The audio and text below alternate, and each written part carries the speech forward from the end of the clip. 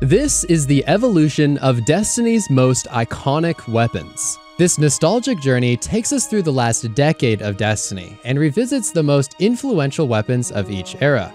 We're starting with the game's very first weapons in 2014 and ending with the modern weapons of today. So prepare to experience this incredible journey through the evolution of Destiny's most defining weaponry.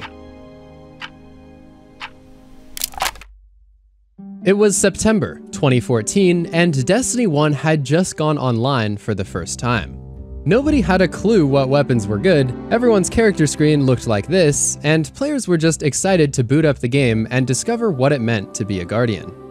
Everyone who played at this time will remember loading in and acquiring the Khvostov, the very first weapon you got as you entered the game. After completing more missions, people started acquiring more uncommon and rare weapons, and eventually everyone left the Khvostov behind. But still, nobody really knew what they were doing. It was a period of mystery, of discovery. There were no obvious overpowered weapons at this time because everyone was just exploring the game and experimenting with every piece of loot that dropped, regardless of rarity. If you happened to get the blue Stalker Bangle scout rifle, you probably just said, "That looks really cool, let me equip it and try it out." The crazy thing was, this blue was actually pretty good in the early days. Most people didn't have legendaries, and exotics were essentially unheard of for the first few days. Anyone lucky enough to own an exotic was treated like they just made the most groundbreaking discovery in human history. This period is looked upon with a huge amount of nostalgia because everything was so unknown. Nobody was optimizing their builds, nobody cared what weapons were the best, and everyone just wanted to acquire more loot and take it into the wild. After these first few days had passed, the community's understanding of weapons slowly evolved, and people began to learn more about exotics. One that really stood out was the SUROS Regime, an exotic auto rifle that was essentially just better in every way compared to other auto rifles. People had already started to notice the dominance of autos, and this was basically the ultimate weapon that everybody wanted. It had the classic SUROS perk for bonus damage at the bottom half of the magazine, and also a chance to restore health to the player. At the time, there were basically no sources of healing like this, so this made SUROS an exciting and coveted weapon that was really powerful. Well, after you unlocked all of its perks. Destiny 1 launched with a system where all players needed to manually unlock every perk on every weapon by using it extensively and spending a crazy amount of planetary materials. This was partially why it took the player base so long to discover which weapons were good. If you wanted to discover the full potential of a weapon, you first had to farm for hours and use it extensively to access its perks and then literally upgrade its damage values on the weapon screen. Some weapons were extremely bad before you unlocked their upgrades, so this made it really hard to tell which weapons might be worth using and upgrading. SUROS was able to output massive damage, and it was very strong in all types of content. It was undoubtedly the king of autos. However, the game made a monumental shift a few days later and introduced its first raid. As soon as the Vault of Glass came around, everyone's attention shifted to another weapon, the infamous Vex Mythoclast. The Mythoclast was arguably even more overpowered than SUROS, but it was incredibly difficult to acquire because it only dropped from the hard mode Vault of Glass raid, and it was a pretty rare drop. This mysterious Vex weapon was sourced from a distant and unknown corner of space and time, and its description played into this since it was a never-ending loop that could be read over and over. Even though it was technically the only fusion rifle using primary ammo, it essentially functioned like an auto rifle with a convenient excuse to deal an absurd amount of damage. It absolutely melted everything in the game, and especially Guardians in the PvP Crucible mode. Coming in at an unbelievable 56 damage per headshot, this thing was just flat out unfair, and no opposing Guardians stood a chance. The attention shifted away from the Vex and SUROS a few weeks later though, as they were both hit with colossal nerfs. Vex was so far out of line that it got hit with a 34% nerf to its base damage. At the same time though, there were also some buffs to other weapon types, and this marked the first notable shift in Destiny's meta and the focus of the community. One of the weapons that started to gain some attention was Fatebringer, another weapon from the Vault of Glass raid. The main selling point of this weapon was the fact that it was an arc primary, and in fact, it was the only one in the game. This made it extremely desirable for hard activities like Nightfalls with the arc burn modifier, because under such circumstances, this weapon would deal 300% more damage. The Firefly and explosive rounds on this weapon made it an ad-clear monster, and other legendary hand cannons really couldn't compete in PvE. However, another hand cannon that started to gain some attention was Hawkmoon, but only if you happen to be on the PlayStation console. Unfortunately, due to an exclusivity agreement that was made with Sony, plenty of strikes, maps, and even exotic weapons like Hawkmoon were only available for PlayStation users. The perks on this weapon made 3 lucky bullets deal bonus damage, but these perks could actually all stack on top of each other to randomly upgrade a single bullet with astronomical damage. It dealt so much damage that it could actually one-shot people in the Crucible. During this era, something that was also really notable about hand cannons in general was that they were extremely generous when it came to range. They could hit people from seemingly halfway across the map and still hit for full damage, and yet they were somehow also super effective in medium to short range. Similar to Fatebringer, Vision of Confluence was a primary weapon with that rare elemental burn that made it particularly effective against shielded enemies and anything with a burn modifier. This scout rifle dealt solar damage, and it was notable due to its full auto perk, high stability, and also its ability to reach up to 27 rounds in the magazine. It came with an incredible 19 in the mag by default, but with the right perks it could reach 27, which was, and still is, pretty unbelievable. Icebreaker was an incredible sniper with infinite ammo. It had no reserve ammo and couldn't pick up special from the ground, but it would periodically summon ammo into the magazine for no reason every few seconds. With this weapon, you didn't need to do anything special to be rewarded with endless, high-impact sniper rounds. It did a ton of damage and also came with a perk that would make enemies explode and damage anything else nearby. Due to it completely breaking the ammo economy within the game, players loved to use this weapon to cheese various bosses and encounters within PvE. Like for example, you could hit the oracles from super high up in hard mode Vault of Glass, or just sit miles away from basically any boss and slowly chip away at their health bar. Nightfall bosses were considered extremely difficult, so it was just a really reliable, albeit boring strategy to hide somewhere and slowly take down the boss with Icebreaker's infinite ammo. Featuring the snapshot and quick draw perks, it was also a really popular choice for the Crucible. In a lot of ways, Icebreaker set the tone for this era of Destiny's weapons. A lot of weapons just did crazy stuff like giving infinite ammo, and while that may have made them impossible to balance, it also made them immensely exciting. Guardians were grinding like crazy to get their hands on these weapons and put them to use defending the city. But these weren't the only Guardians out there saving the universe. The Guardians of the Galaxy were joined by all the other superheroes to take on the most powerful bad guys in the Marvel Universe. In Marvel Strike Force, you can play as any of the Guardians, the Hulk, Captain America, Spider-Man, Deadpool, or any of the other Marvel characters you can imagine. Just like Destiny's weaponry, this game is constantly evolving, adding new heroes, changing up the meta, and the heroes themselves also evolve and upgrade as you level them up and equip them with new items. Kind of like build crafting, you'll want to assemble specific heroes with abilities that can synergize together during combat. The combat is a fusion of turn-based and real-time engagements, and it's super easy to pick up, and I find it very satisfying.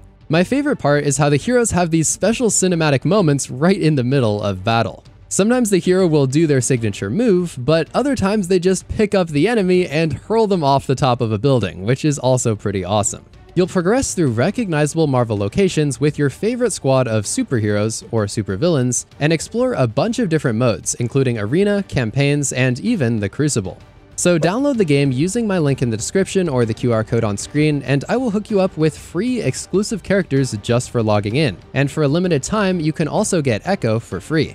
On top of that, the code VENOMGIFT will give you the Venom character, 500 power cores, and 5 premium orbs. Go download Marvel Strike Force, thank you to them for sponsoring, and now let's move into the next era in Destiny's history of iconic weapons. As a quick note here, I want to clarify that this video is progressing through each era of Destiny in order, and then discussing weapons when they reach peak relevance in the meta and in the community. As you will soon see, peak relevance does not always coincide with the release of the weapon. By the time the Dark Below expansion came out a few months after launch, players were starting to become a little smarter about determining exactly what weapons were truly the most powerful.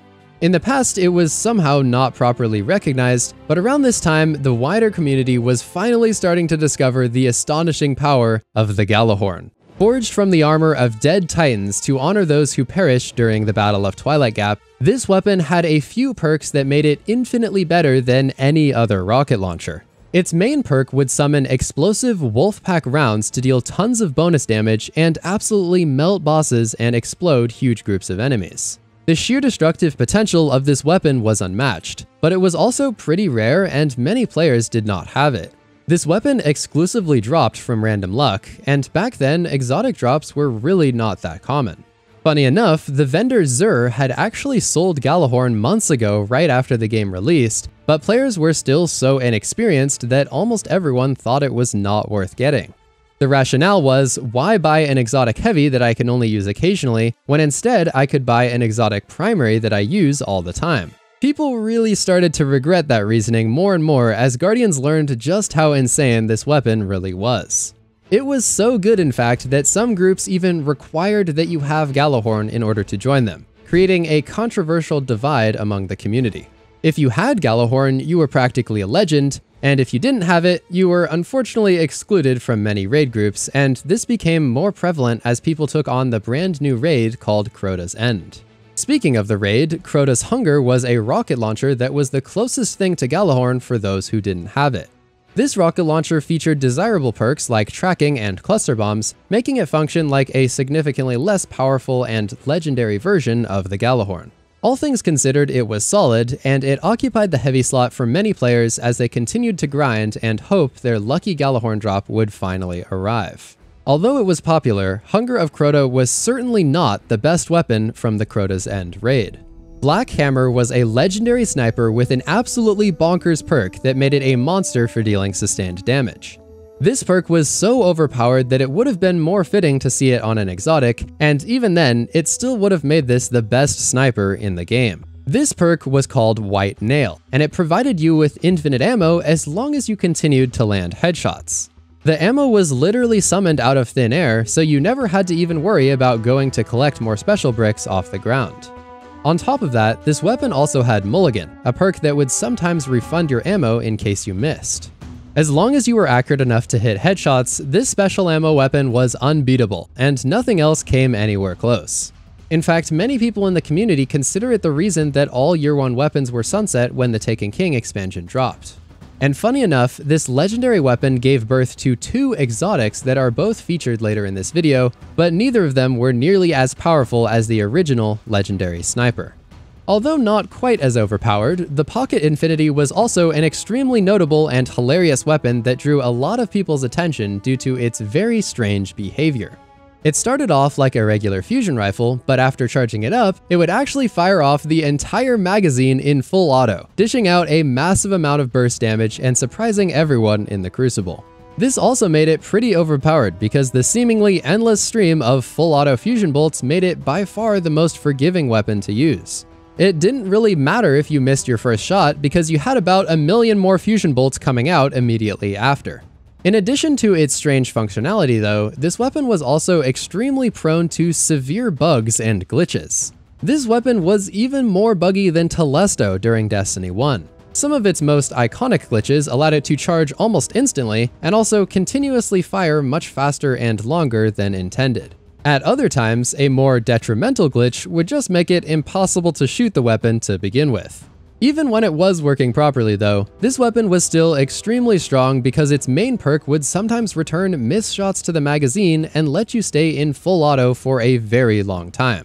This weapon was so good and had so many glitches over its lifespan that it was actually the only Year 1 exotic to never return in future years of Destiny 1. I mean, it was so ridiculous that it even had the ability to crash players' consoles sometimes, so I guess it was an understandable decision for everyone's sake. Although Gjallarhorn was indeed the undisputed king of rocket launchers, Truth was also an interesting contender, especially in PvP. It got buffed to include 3 rockets in the magazine, which was crazy, but the main allure of this weapon was the behavior of the rockets themselves. They had absolutely wild tracking at this time, and paired with the weapon's grenades and horseshoes perk, they would automatically detonate when they got into proximity of an enemy. This made Truth basically impossible to dodge, and since heavy ammo was very common at the time, this thing was a menace in all Crucible modes. The rockets could do literal loops in the air and still continue to track the target and take them out like 10 seconds later. I think Bife probably described this weapon best. When the Truth missed you, it hadn't missed you. It was just taking the scenic route. Alongside Truth, there was a certain type of sniper that was also starting to gain a lot of popularity and annoy everyone in PvP. There was a perk called Final Round that caused increased damage on the last shot of the magazine, and this perk was so powerful that it actually allowed certain snipers like Aphrodite's Spear to one-shot people to the body. This was crazy because people could just waste all their ammo until they had one shot left, and then basically just get a completely free elimination. Some of you might think that this would be a huge waste of ammo, and you're right, but wasting ammo was not an issue at all at the time. Special ammo was so plentiful in PvP that it basically felt unlimited, so people had no issue wasting a few shots to get down to that magic final round. Considering that you could also shoot through most walls at this point in time, final round snipers were definitely a force to be reckoned with. As long as you could predict the approximate location of someone's body, all you had to do was shoot and get rewarded with a free, uncontested body shot through the wall. The House of Wolves expansion brought a lot of shifts and updates to the weapon hierarchy, and it also brought a brand new system in the form of weapon reforging. This was a system that allowed you to take your weapons to the gunsmith and pay some materials in order to reforge them with some new perks. Although this did cut down on the luck-based part of the loot grind, it also made the average legendary weapon considerably more powerful. Before this system was introduced, many players had bad rolls on their legendary weapons, making them clearly inferior to most exotics. But now, with weapon reforging, that gap was closed a little bit and some legendary weapons became more viable. Speaking of which, allow me to introduce you to the original Party Crasher +1, the Matador 64, and the Fellwinter's Lie. These three shotguns defined the shotgun weapon type for the entire first year of Destiny. They were all similar in many ways and had the same max range stat, but there were also some differences that skilled players paid attention to. For example, Fellwinter's Lie had an extremely powerful perk called Shot Package that made the pellets go closer together. This let you fire it much more accurately and notably increased its range and lethality. The Blink ability was also quite popular during this time, and paired with any of these incredible shotguns, it was a surprisingly powerful playstyle. Some people even referred to this time as the Blink shotgun meta since it was so prevalent and difficult to counter.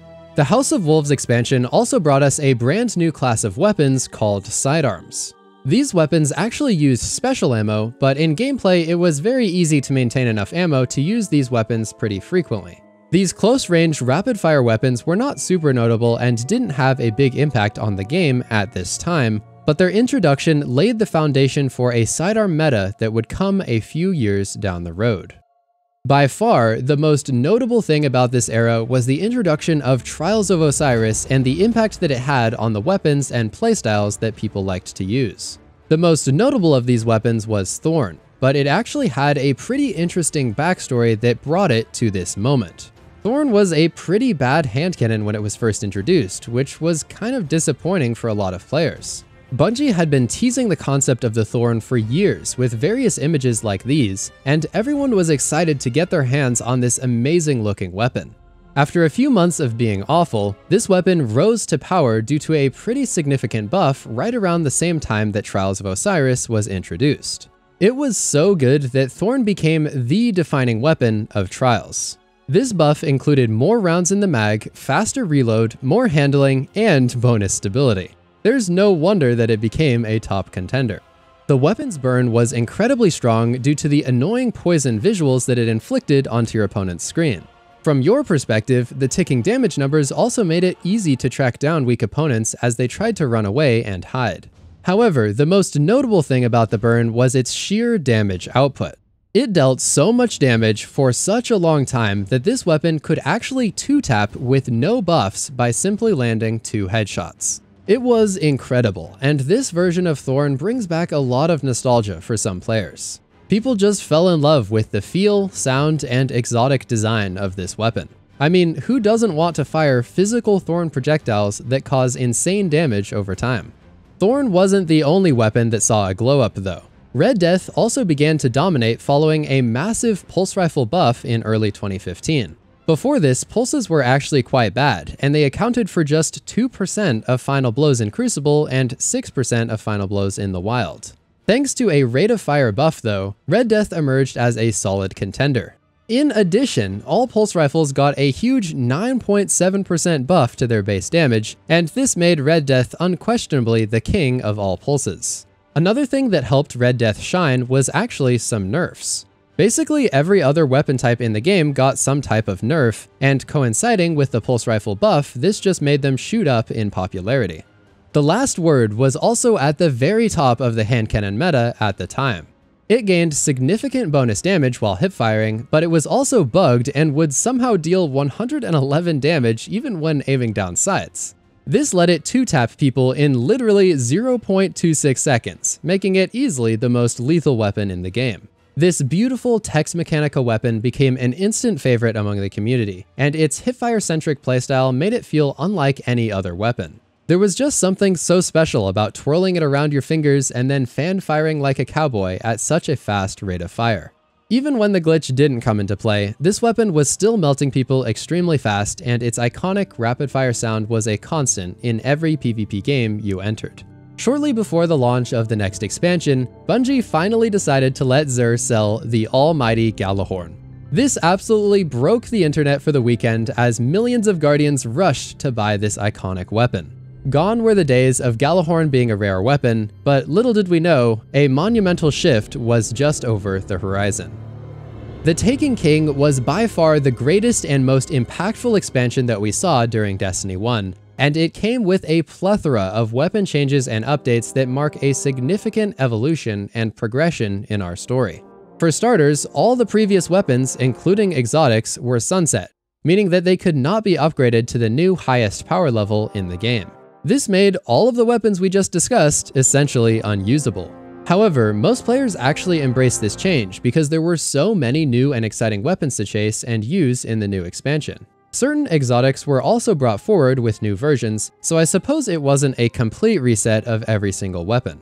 The sword was also introduced as a new weapon type, and the exotic Raise Lighter, Dark Drinker, and Bolt Caster swords all became an instant fan favorite.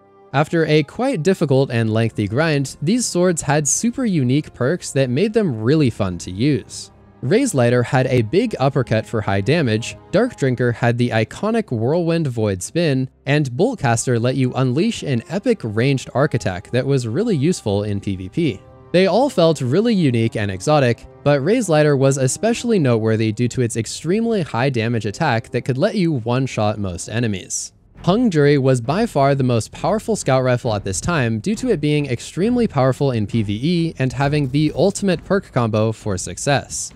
First, it had triple tap to return ammo to the mag, and then also Firefly for taking out big groups of enemies. The best part was the vendor literally sold this roll, so everyone got it for free. It was a long-range ad-clear monster, and many players still consider it one of the greatest scouts of all time.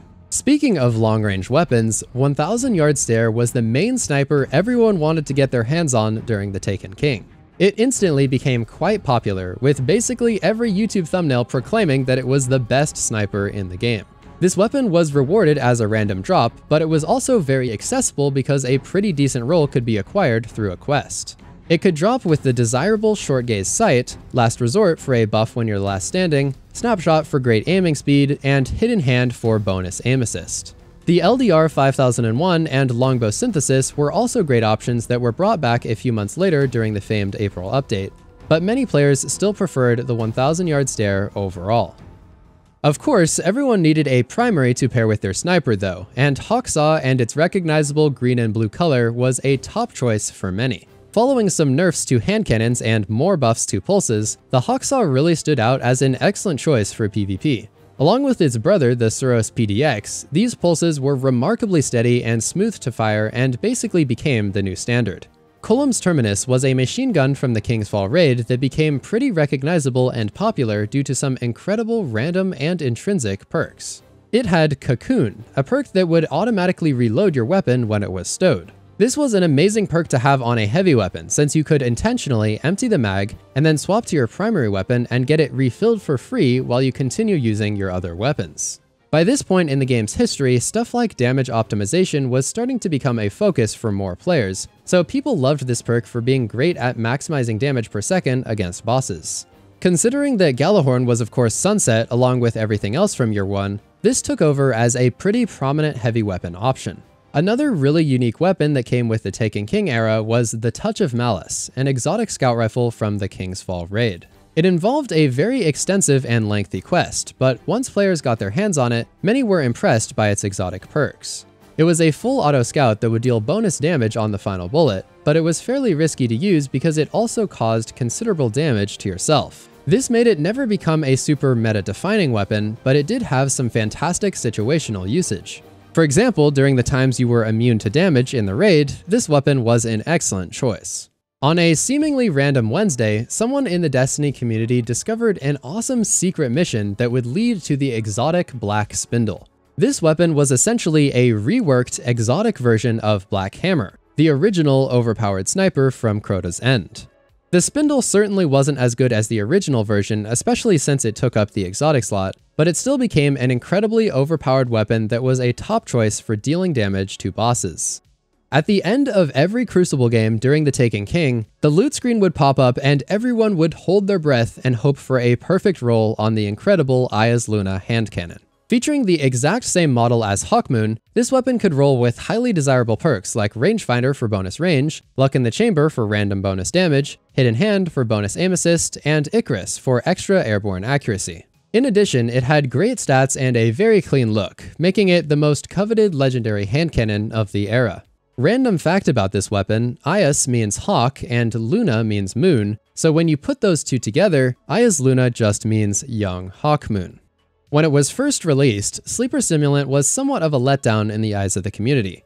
It was incredibly hyped up by articles like this one calling it the next Gjallarhorn, but with limited ammo, it wasn't nearly as good. However, with its awesome lasers and ricochets, cool sound effects, and high damage, it was still quite good for single target boss damage. It was one of the first ever exotic quests with a time gate and several detailed steps, and for a time, the community was really hyped about the potential exotic quests brought to the table. Sleeper was unique as the only heavy ammo fusion, and it was similar to Queenbreaker's bow as it could deal critical headshot damage. Its ammo capacity was buffed a bit later to now hold 9 rounds, making it significantly more powerful for sustained damage. In a very unexpected turn of events, Mida Multitool suddenly became by far the most popular weapon in the entire game.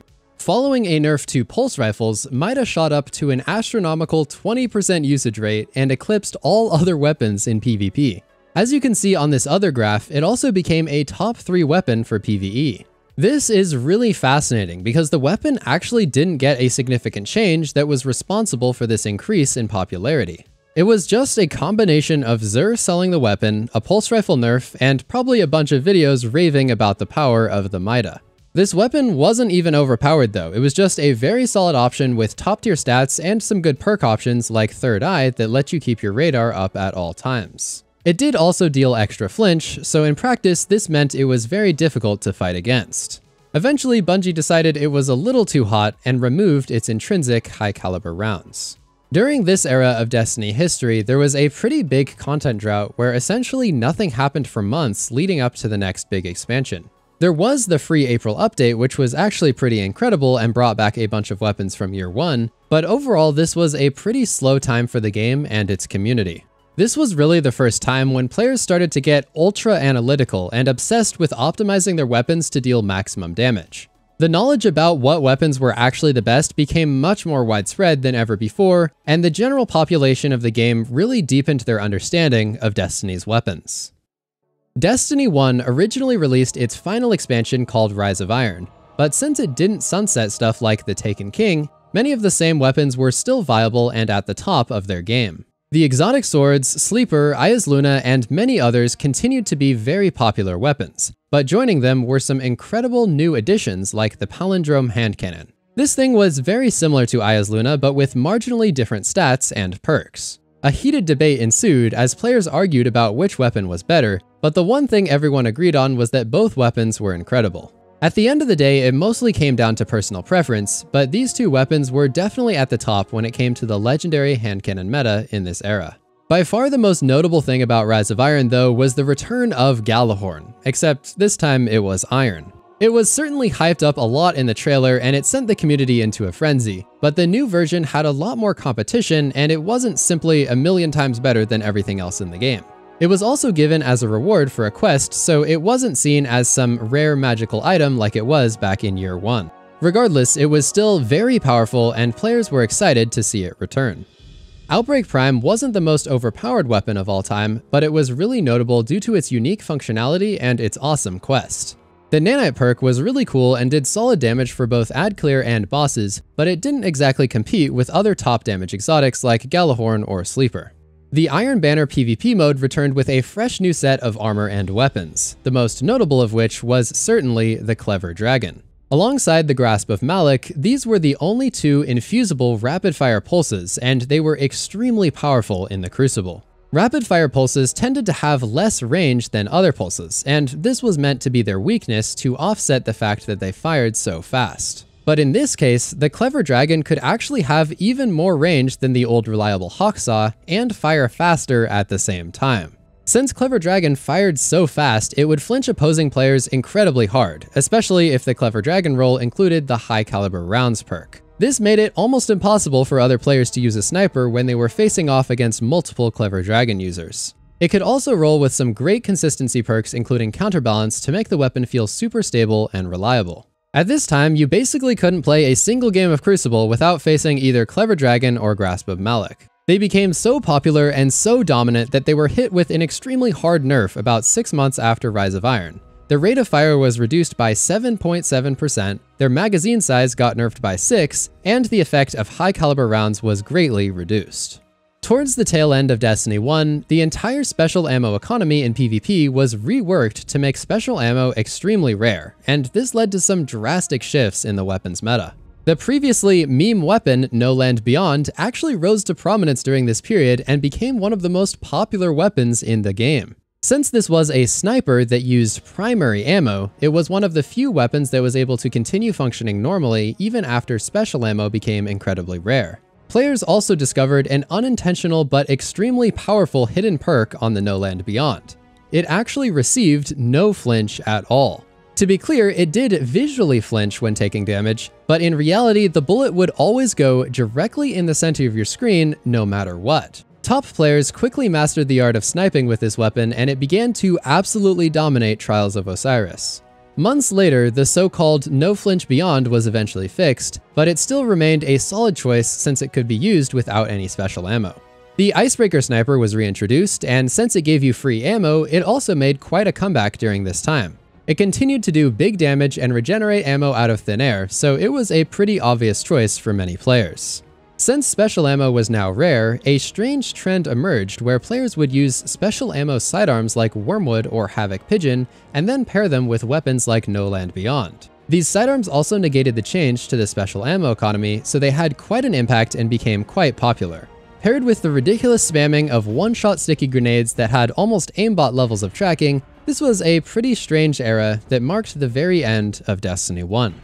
However, this strange situation during Rise of Iron was nothing compared to the huge shakeup that was introduced with Destiny 2. The D2 weapon changes altered the entire definitions of weapons and the rules that they followed. Instead of having one primary and one special, Destiny 2 introduced a new system that forced all players to use 2 primary weapons at all times. In theory, this would make the game more competitive and easy to balance, but it had the unintended consequence of making the game feel slow and boring in both PvP and PvE. Special ammo was removed, and weapons that weren't primary were moved into the heavy ammo slot. Stuff like snipers, shotguns, and rockets all belonged to the power slot when the game went live. Another notable update was the introduction of a new weapon type called the Trace Rifle, and the first Trace Rifle called Cold Heart was given out to players as a pre-order bonus. Its perk would let you deal considerably more damage the longer it remained on the target without missing, so you could ramp it up to deal some incredible damage to bosses if you were accurate enough. At this time, people would do stuff like all Cold Heart challenges, and it was pretty funny to see these lasers going everywhere and dealing massive damage. Another competitive weapon in the damage dealing category was the Merciless, a fusion rifle that would charge faster and faster for every shot until it dealt a final blow. According to the lore, it actually housed an artificial intelligence that would get upset when the weapon didn't land a final blow, so the AI would get frustrated and try harder on the next shot by making the weapon fire faster. This made it great for bosses, and since Destiny 2 didn't have Gjallarhorn, this kind of temporarily filled that role of a high damage weapon that could deal sustained damage. On the PvP side of things, no weapon was really as dominant as the Mida multi-tool.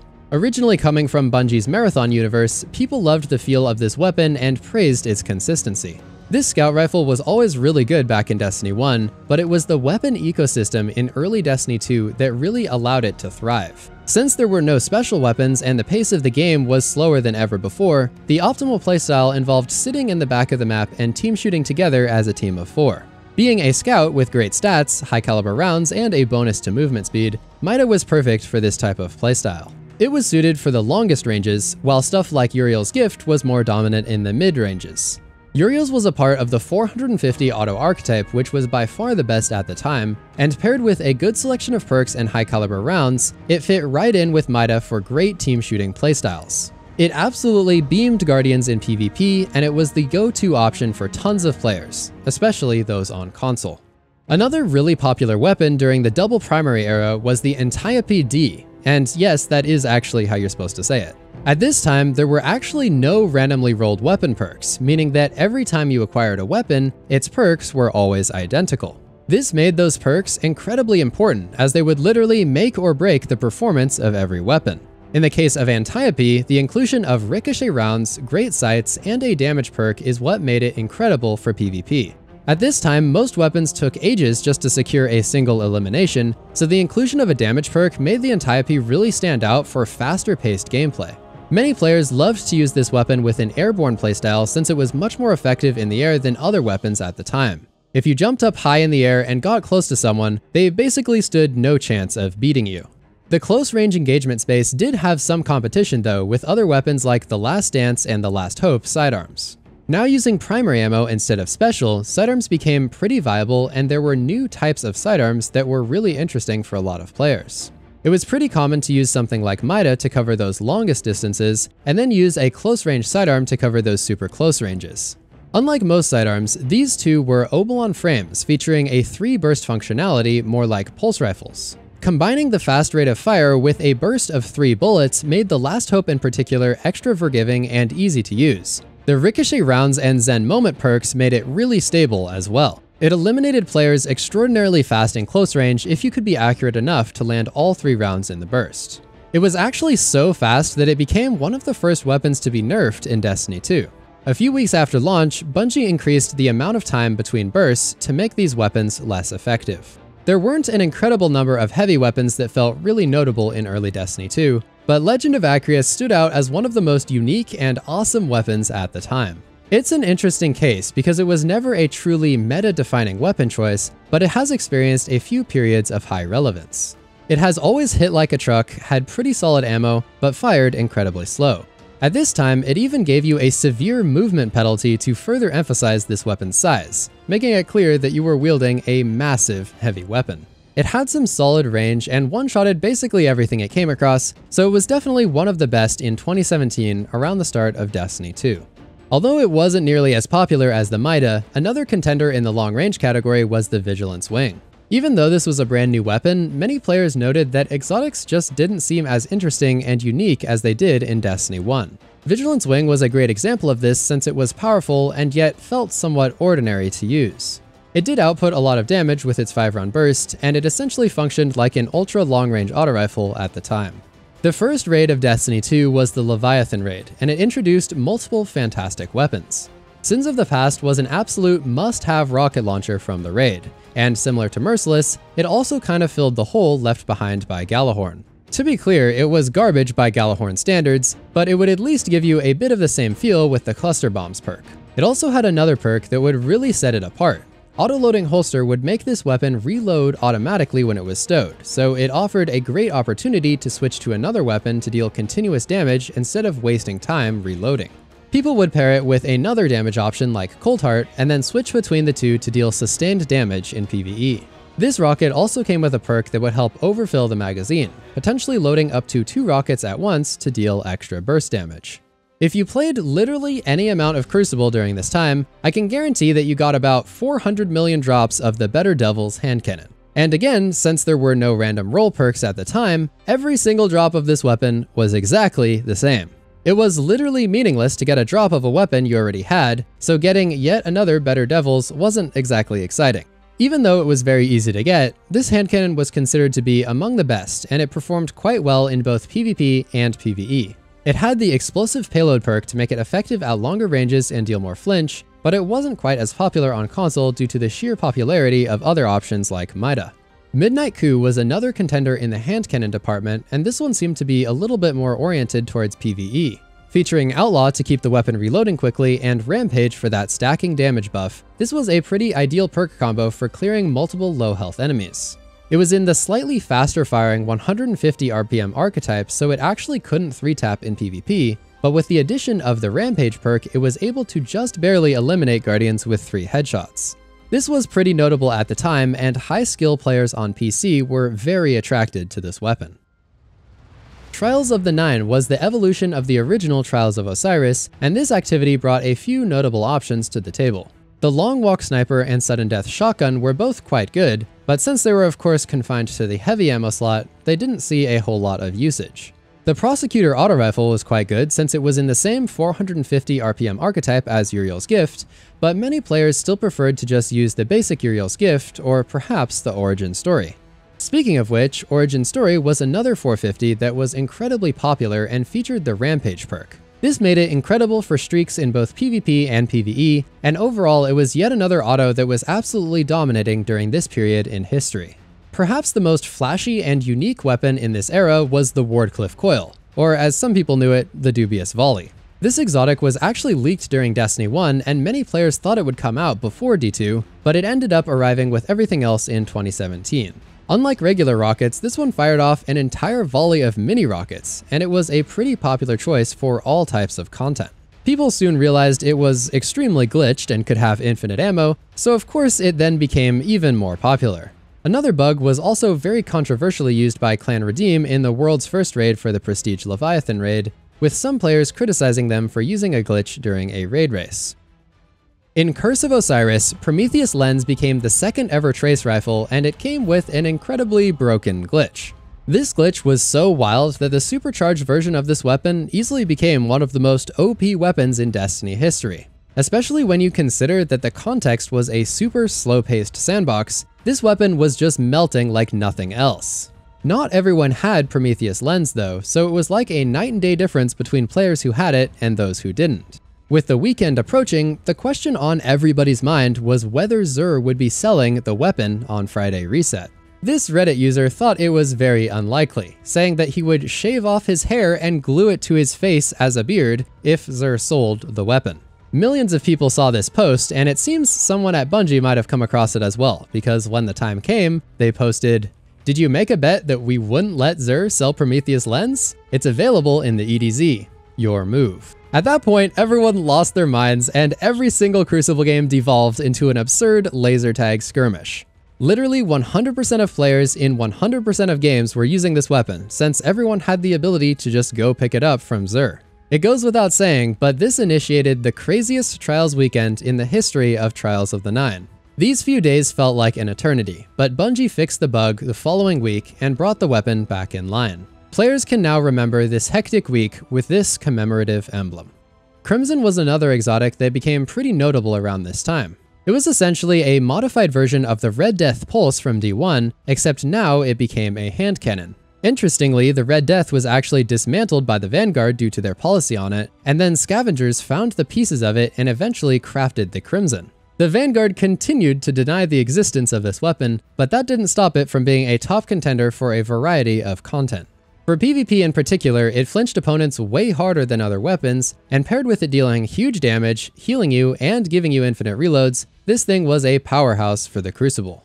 The Colony was a pretty hilarious weapon that occupied the heavy slot for many players during this time.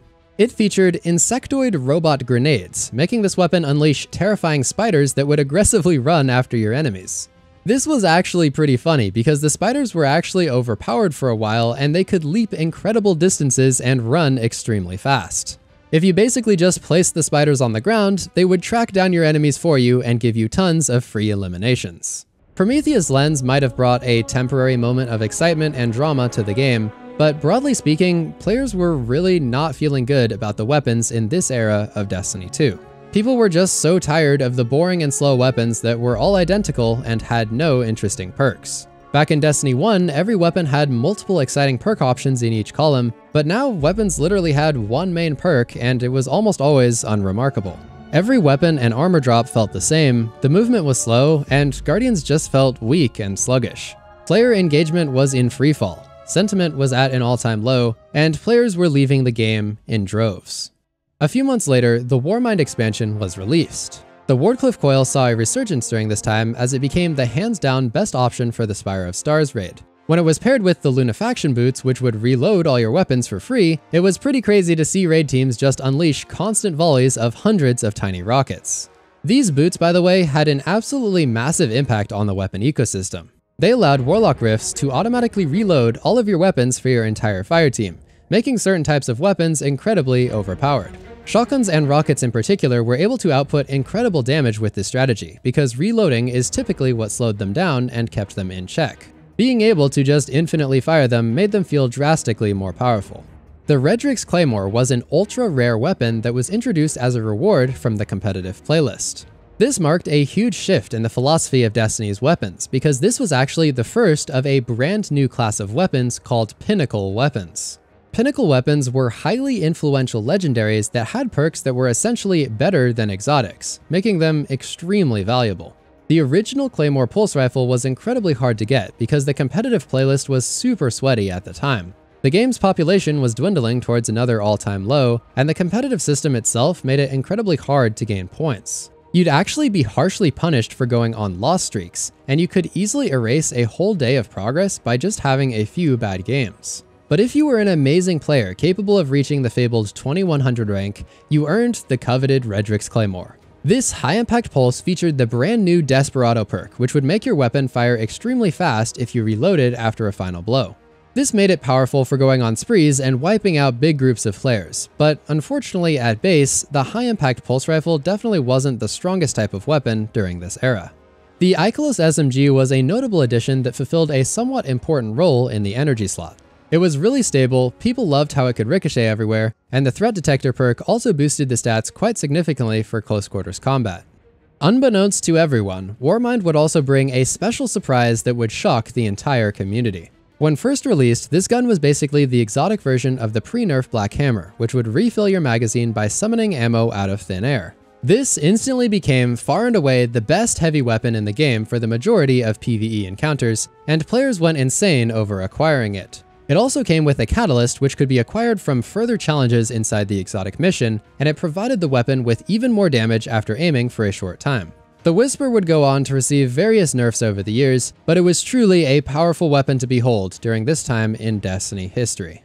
Another weapon living out its glory days during this period was the Graviton Lance. This weapon was updated during Warmind to fire a 2-round burst, since it previously fired 3 rounds like a normal pulse rifle. It also got massively buffed in basically every way, giving it more stability, more damage, more explosion damage, the ability to chain explosions, extra void projectiles that also exploded, extra aim assist. Yeah, you get the point. This weapon went from being clunky and basic to extremely overpowered in the blink of an eye. From the moment Bungie put out this video previewing the weapon creating mini black holes and displaying its destructive potential, everyone was hooked. The explosions were of course great for PvE ad clear, but they were even more potent in PvP. Eliminating multiple opponents at a time was basically unheard of for every other primary in the game, so Graviton Lance stood out for its ability to explode huge groups of players and get big collateral sprees. In retrospect, this version of Graviton wasn't even that insane, but it was just so much more powerful than the other options players had access to at the time.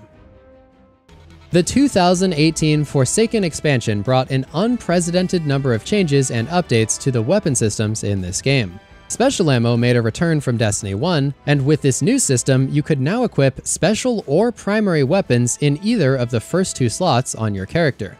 Essentially, all snipers, shotguns, and fusions were converted to use special ammo again like in Destiny 1, and the lethality of all weapons was updated to drastically increase the pace of the game. Players absolutely loved this. Random rolls were also brought back to revive the loot chase and make duplicate weapon drops exciting again. Quite frankly, the Forsaken weapon system updates saved the Destiny franchise from certain death. Things like the story developments were of course a big part of the game's resurgence in popularity, but the importance of the weapon changes cannot be overstated. This game is driven by loot, and players were finally starting to feel excited about acquiring and farming for weapons again. An extremely dominant weapon during this era was actually one that released a few months earlier during the Warmind expansion. The Aikilos shotgun was an insane weapon from the Mars Escalation Protocol event, and since it was moved from power ammo to special ammo, it was now primed to go from amazing to phenomenal. There were a few other reasons why this weapon really started to shine. First, it was a rapid fire with full auto and deep reserves. It also came with an insane perk called Trench Barrel that would provide you with generous bonus damage after using a melee on an enemy. You'd simply land a melee and then just unload an absolutely unbelievable amount of damage onto any enemy or boss. Ace of Spades made its debut in Destiny 2 as a part of an exotic quest in the Forsaken expansion, and it became an instant classic. This hand cannon could actually only be used by hunters in D1, and while it was good, it wasn't nearly as special as this new Destiny 2 version. Its most recognizable feature was Memento Mori, a perk that would provide you with 6 extra damage bullets for reloading after a final blow. And notably, these bullets lasted forever. You could run around, use your abilities, super, and even swap weapons and still keep this extra damage buff at the ready. This weapon also had radar while aiming, high caliber rounds to deal extra flinch, and Firefly for those big flashy explosions. Notably, this Firefly perk created much larger explosions than the similar Dragonfly perk that existed on other weapons at the time, and since it would also give you bonus reload speed on headshot eliminations, this weapon was pretty great for all types of content.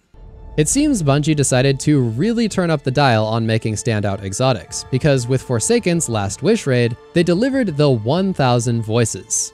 This weapon was really sought after due to it being a rare drop at the end of the raid, which was perhaps the hardest raid Destiny had seen so far. It was technically a fusion rifle, but it involved drawing a massive line that would proceed to explode and annihilate anyone nearby.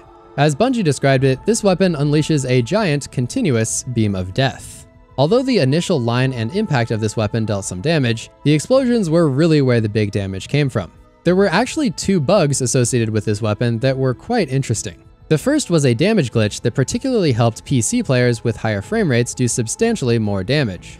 The other was an audio bug that would cause the weapon to really live up to its name and give off a horrible sound that would cause hearing damage to anyone wearing headphones. Perhaps the most insane part about this was the sound wasn't just audible for the user of the weapon, but for their entire fire team as well. I've lowered the volume to acceptable levels, but here is what the bug sounded like.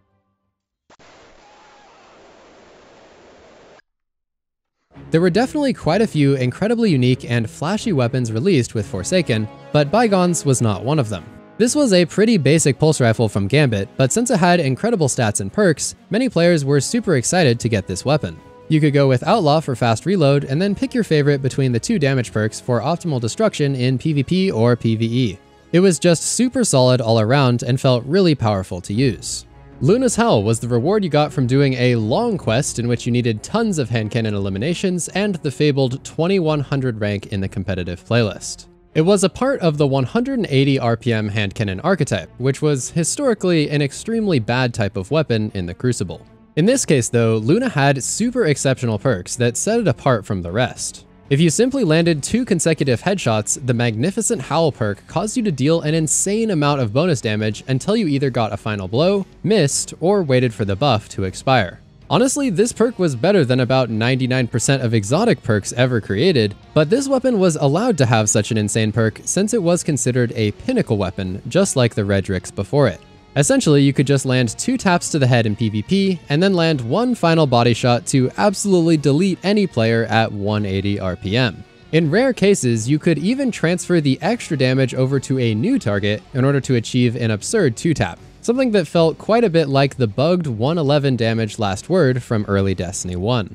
Although this weapon was insane, it definitely required a skilled player to take full advantage of its perk. Additionally, if you were skilled enough to reach the maximum rank in competitive PvP, you would gain access to the coveted Not Forgotten. This was essentially the same exact weapon as Luna's Howl, except somehow even better. Instead of a stability masterwork, it had extra range, allowing you to secure rapid 3-taps from even more distance. Some players still opted for the more stable version, but the extra range was definitely beneficial if you could handle the kick. Regardless of which weapon you used though, these weapons were incredibly dominant and ruled the Crucible for some time during Forsaken. Of course, a question on many players' minds was what weapons would pair best with these incredible hand cannons. For many PvP players at the time, Dustrock Blues was the answer. This was by far the best kinetic spread shotgun in the game, offering a precision frame with some incredible range and accuracy.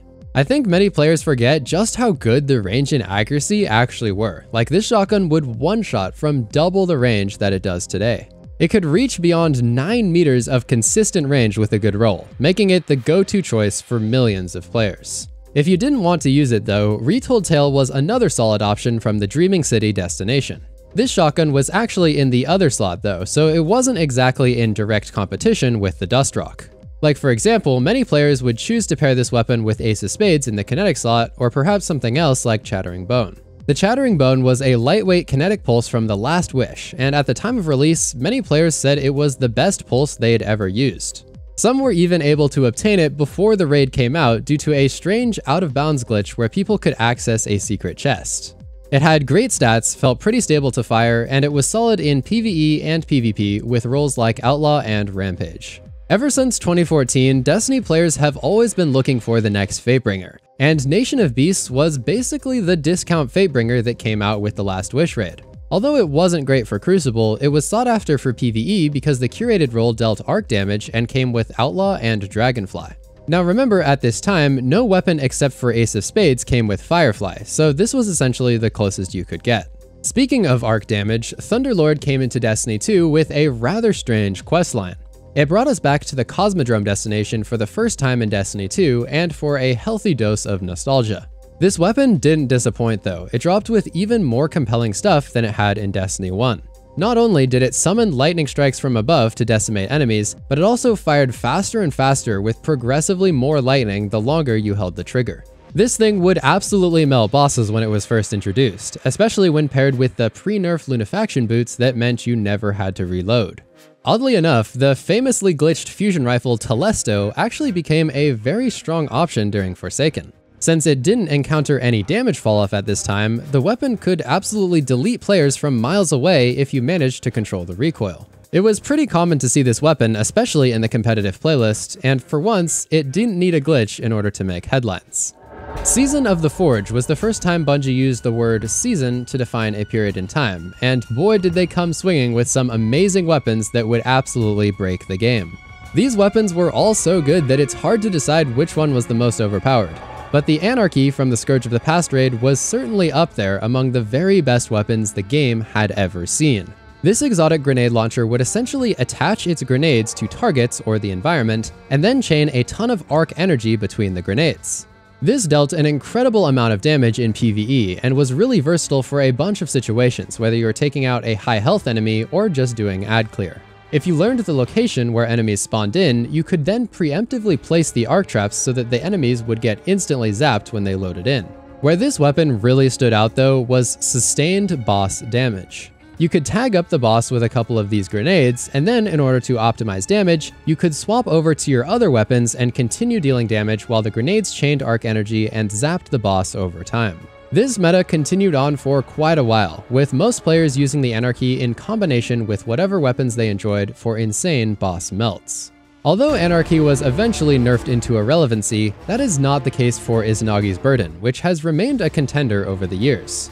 This exotic sniper rifle was earnable through a long Season of the Forge quest, and it features the insane Honed Edge perk. You basically take your entire magazine of up to 4 bullets and then smash them all together into one super bullet that deals an incredible amount of damage. So much, in fact, that it would be more than all of the 4 bullets if they were fired individually. It basically feels like the Celestial Nighthawk of snipers, so there's a lot of pressure to hit that one crucial shot. This weapon was really good from the start, but when Bungie nerfed the ability for barricades and wells to autoload, it started to really stand out at the top of the meta.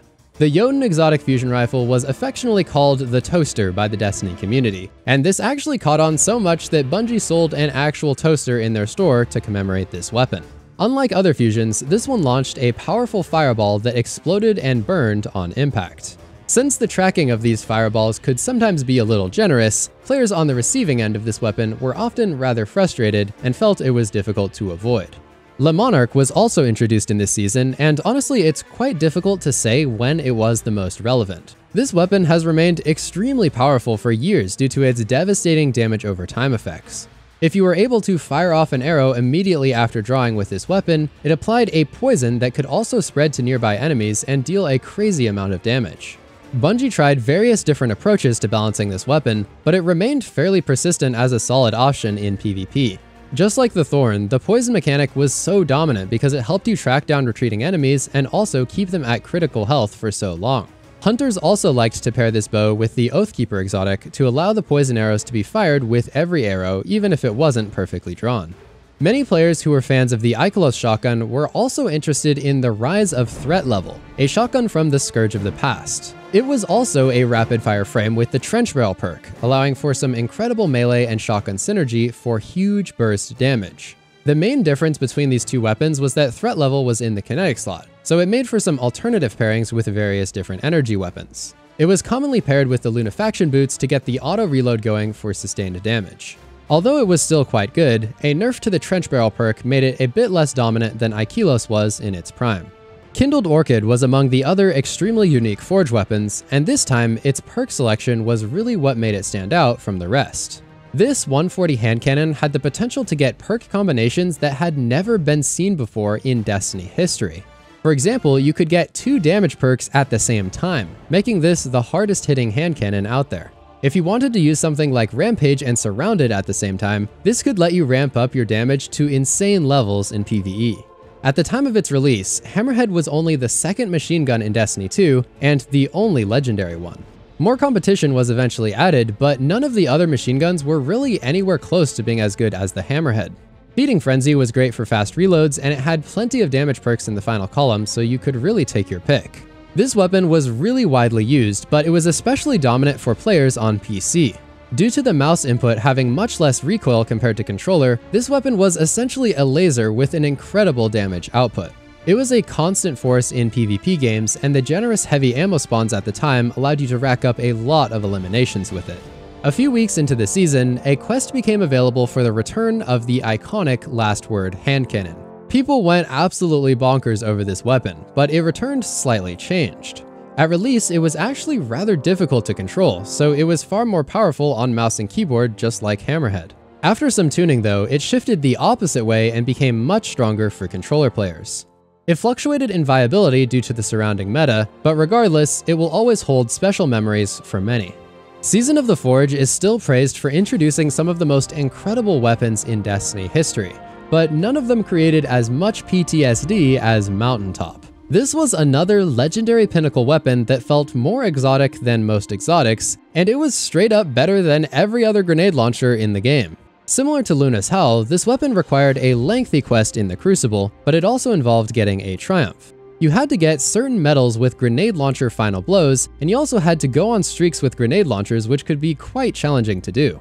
Once players got their hands on this weapon though, it was clear that it was about to dominate the entire game. It was terrifyingly good in PvP and basically turned all of PvE into a total joke. The main reason for all of this was the micro missile perk. Normal grenade launchers have significant travel time and a projectile arc on their grenades, but this perk made Mountaintop's grenades travel in a perfectly straight line and with an incredible velocity. This made it super easy to just use Mountaintop like a hit scan weapon, and it completely removed any calculations that players would need to make about the trajectory and travel speed of the grenades.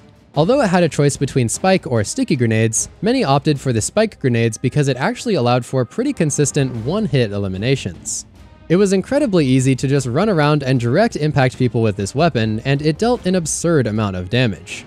It was perhaps the easiest weapon to use, because if you missed, the grenade explosion would still do significant area damage and get your opponents very low on health. When combined with Recluse, this combo was by far the most complained about combo in all of Destiny history because it was just so frustrating to play against. Mountaintop had virtually zero weaknesses, was incredible in every single activity, dealt massive damage to bosses with autoloading well, and it even had an interesting feature that let you climb walls. Commonly used in speedruns, this weapon would let you stick your grenades onto walls and then mantle onto them to actually climb upward. Mountaintop remained extremely overpowered for quite some time, but Season of the Drifter brought some new interesting contenders to shake things up a bit. Perhaps the most notable new addition was the Spare Rations, an incredibly popular 150 RPM hand cannon from the brand new Gambit Prime and Reckoning activities. Players famously spent absurd amounts of time grinding for a good roll on this weapon since it was highly desirable but not all that common. Featuring amazing stats and one of the highest aim assist values of any hand cannon in history, this weapon was born for PvP combat. Many players were choosing to optimize for max range on this weapon, and in combination with great perks like Rapid Hit for tons of stability, this weapon quickly became a staple in every game of Crucible. Early on, there was some debate comparing it to other options, but it became pretty clear that it was the overall best legendary hand cannon as time went on. Other competitors like Dire Promise were still incredible, but the Spare definitely had a competitive edge that was noticeable for top players. People needed a shotgun to pair with their Spare Rations, and this is how one of the most iconic weapon pairings of all time was born. The Mindbender's Ambition was a ridiculously powerful shotgun that was often paired with the Spare Rations, and this happened so often it was actually dubbed the Spare Bender's meta. There were clips of people who went through and inspected the Guardians in their game, and literally every single one of them was using Spare Benders.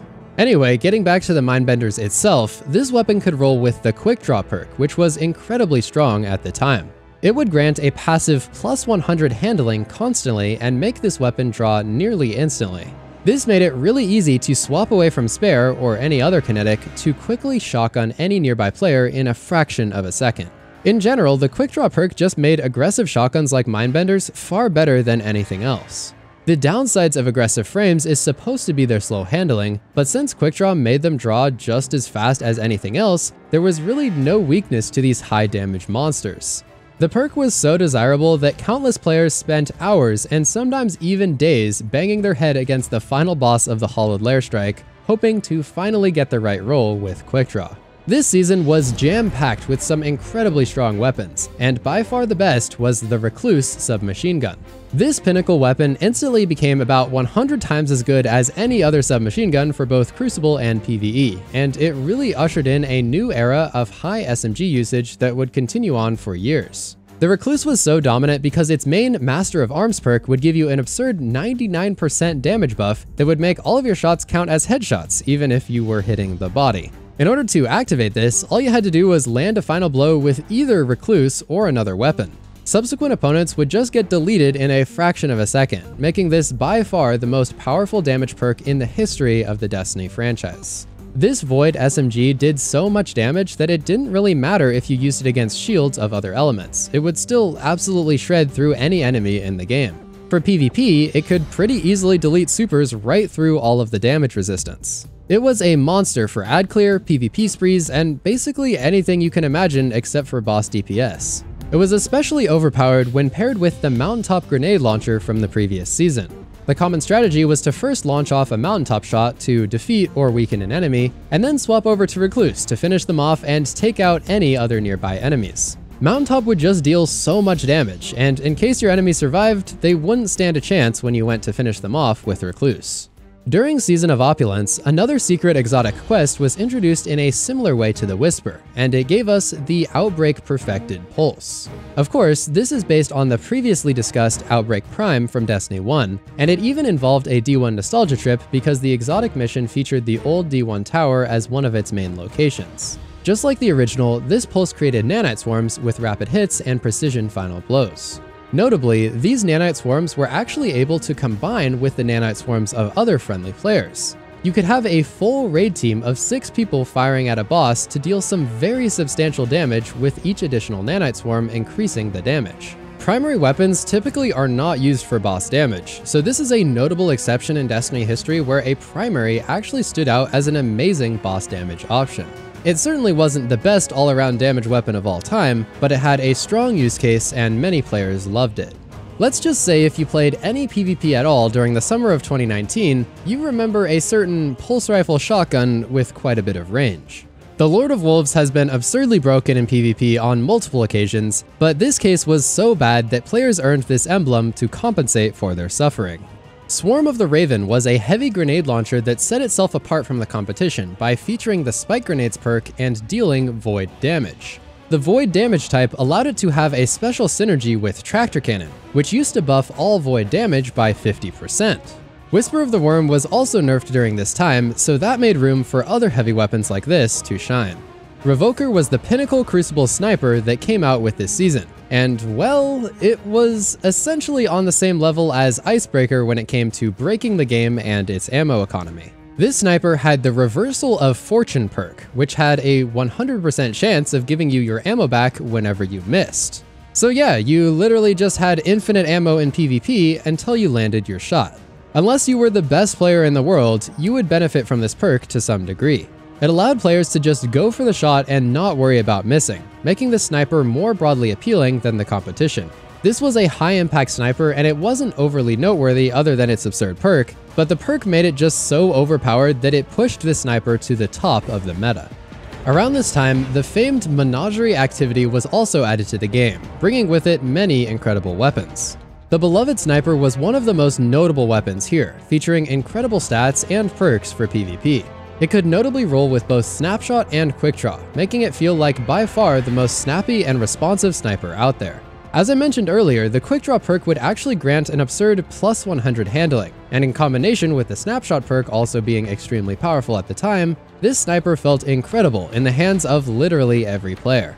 Rapid-fire snipers like Twilight Oath could double body really fast, which made them an interesting off-meta pick, but Beloved stood out pretty clearly from most of the other snipers. The Menagerie is still regarded as one of the best activities to ever be created in Destiny, and a lot of that is due to the plentiful and desirable loot it provided. In addition to the Beloved Sniper, the Menagerie was also the best way to farm for other incredible weapons, like the Erentil that could map people from 50 meters away. Ostringer was also pretty incredible, but since it fired at 140 RPM, it was overshadowed by 150s like Spare Rations at the time. The main ingredient, Callous Minitool, Waking Vigil, and Drang were some other pretty popular weapons that could be farmed by using the Menagerie Chalice system. This era really stands out in Destiny history as having some of the most exciting and powerful loot the franchise has ever seen. When Forsaken massively updated the reward system, and then every subsequent season each introduced massively desirable loot, players were going insane to acquire all of it, and everyone was really satisfied with the quality of the rewards. Everything felt like a meaningful upgrade. Of course though, it became obvious over the years that this trend could not be sustained indefinitely. After a short delay, the Shadowkeep expansion arrived in October 2019, and it brought with it a brand new type of enemy that had a big impact on the evolution of Destiny weapons. The Champion enemy type was introduced, and they had special abilities that could only be countered by certain types of weapons and mods. In case it wasn't powerful enough already, the Recluse became even more popular here as it took advantage of the SMG anti-barrier perk, allowing it to counter champions with the barrier ability. No barrier champion really stood a chance if anyone in your fire team had a Recluse. It's hard to believe, but Recluse was not even the most influential weapon for endgame PvE during this time. The Divinity Trace Rifle arrived through a special quest in the Garden of Salvation raid, where you needed to complete various puzzles and unlock a special chest at the very end. The influence of this weapon cannot be overstated. Literally no other exotic, not even Gjallarhorn, had a bigger impact on endgame PvE content than the Divinity. This weapon had the incredible Judgment perk that created a massive arc sphere on the target after you dealt sustained damage to them. This sphere functioned as a big headshot regen, making it essentially impossible for your teammates to not hit a headshot. All they had to do was aim for the big glowy region and they would never miss. Although this was useful for all types of PvE content, it was most beneficial against endgame bosses that usually had smaller crit spots. Another notable thing about Divinity was the debuff. This weapon granted everyone a big 30% extra damage, further increasing the total damage dealt. The average raid team went from dealing normal damage and missing a lot of shots to having 100% accuracy and also dealing 30% extra damage.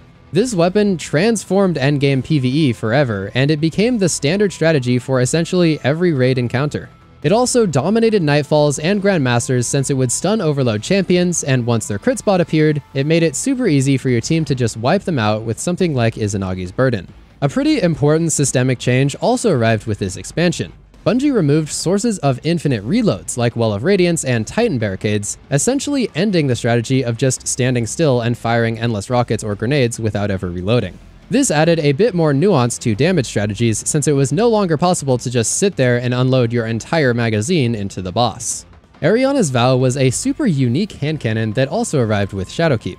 It was essentially a mini sniper rifle since it had huge impact and range, but also recoiled extremely hard. Although this weapon was jarring and certainly didn't feel amazing to use, it was still a great option for Grandmaster Nightfalls. It was built for taking out anti-barrier champions, making it one of the top choices for many players. It was never super popular for Crucible, but it did have some gimmicky uses like one-shotting while standing in a special buffed Empowering Rift.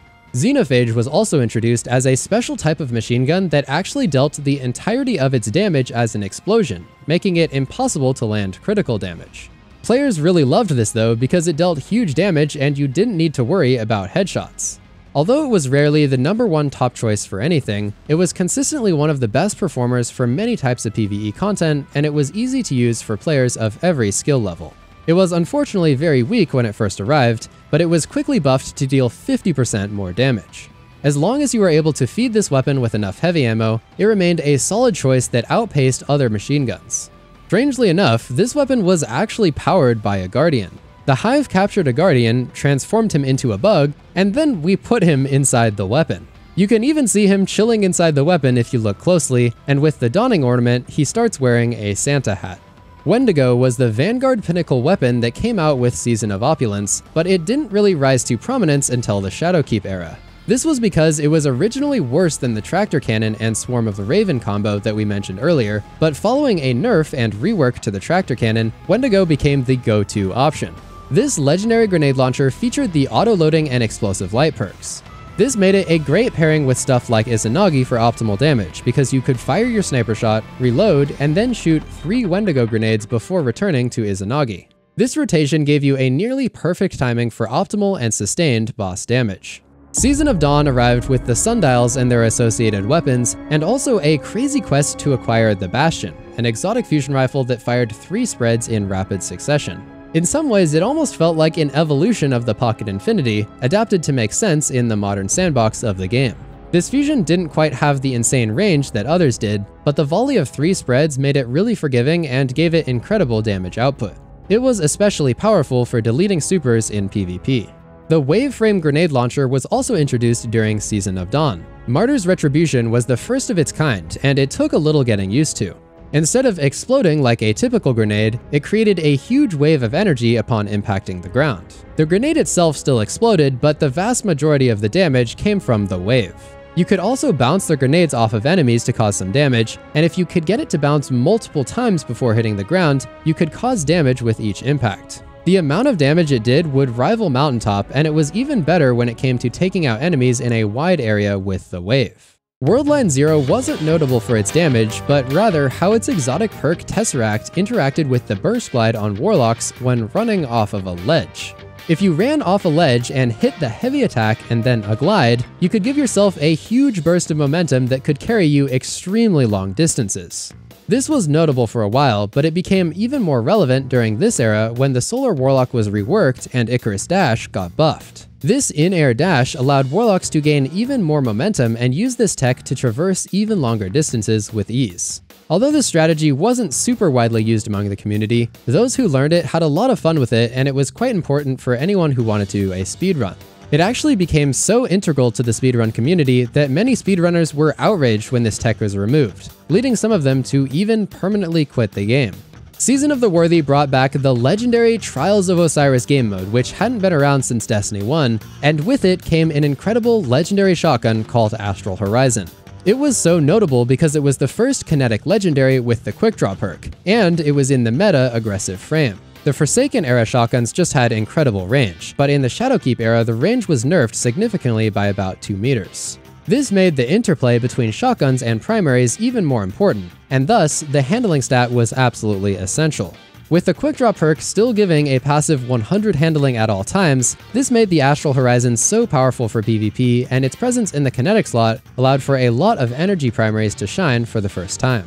This wasn't the only insane shotgun that came out with this season though. The famed Fellwinter's Lie from D1 finally made its return, and it also had the Wild Shot Package trait. This reduced the spread, making the shotgun feel far more reliable and consistent than its competitors. This weapon had a fixed roll, but the fixed roll was absolutely incredible and also featured the essential quick draw perk. This made it easily the most popular shotgun choice since players of any skill level could just get it from a simple questline and then instantly have the best shotgun in the game.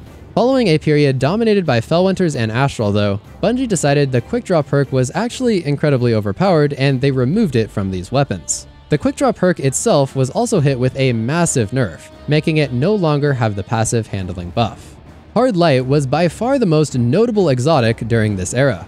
Auto rifles got a massive buff when Season of the Worthy launched, and in combination with a recent adjustment to the Hard Light's camera shake and recoil, it immediately entered the spotlight after these changes went live. Unknown to everyone at the time, Bungie actually made a mistake and made Hard Light way more stable than intended. It literally became a laser and launched off these insane ricochet rounds which would deal double damage after a ricochet. This made it ideal for bouncing bullets off the walls and hitting people around corners, which essentially became the only strategy in Crucible and Trials of Osiris. The best part was, this weapon also had infinite range, making it effective even against pulses and scouts.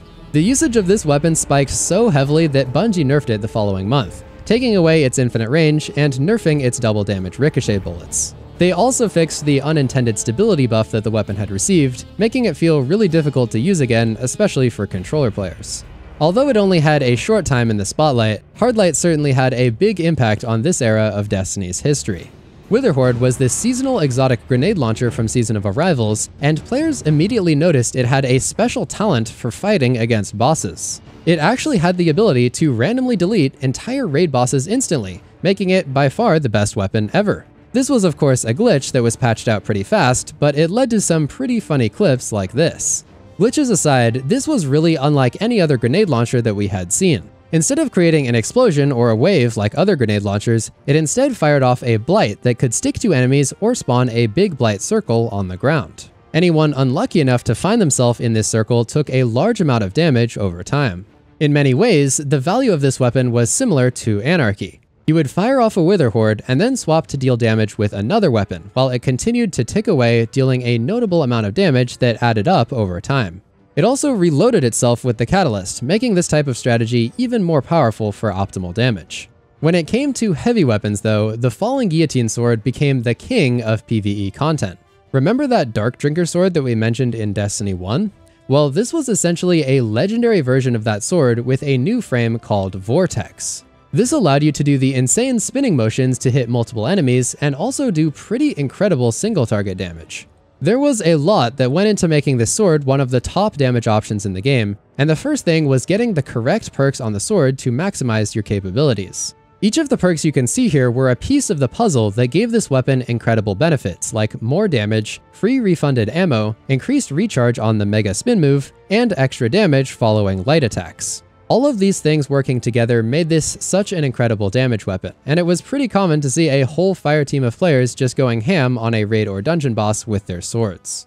The Gnawing Hunger auto rifle was actually introduced a few seasons earlier, but it really started to take off in popularity during this time period. It became farmable through the brand new Umbral Engram focusing system, where players could take their huge amount of Umbral Engrams to this decoder and focus them towards loot that they really wanted. In combination with an absolutely massive buff to auto rifles, this created the perfect situation for Gnawing Hunger to take over. With just a little playtime, basically every player could get their hands on a great roll with a damage perk, and then they were set. You could also stack that damage perk with other damage buffs like the Charged with Light system to absolutely melt other players. This weapon was notably forgiving, meaning that you could still eliminate players pretty fast even if you didn't hit many headshots. This one was pretty simple. It just dealt mega damage and felt mega stable. Other auto rifles that fired at 600 RPM also became pretty strong at this time. Contenders like Summoner and even SUROS Regime were pretty popular, but none of them really hit quite the same as Gnawing Hunger.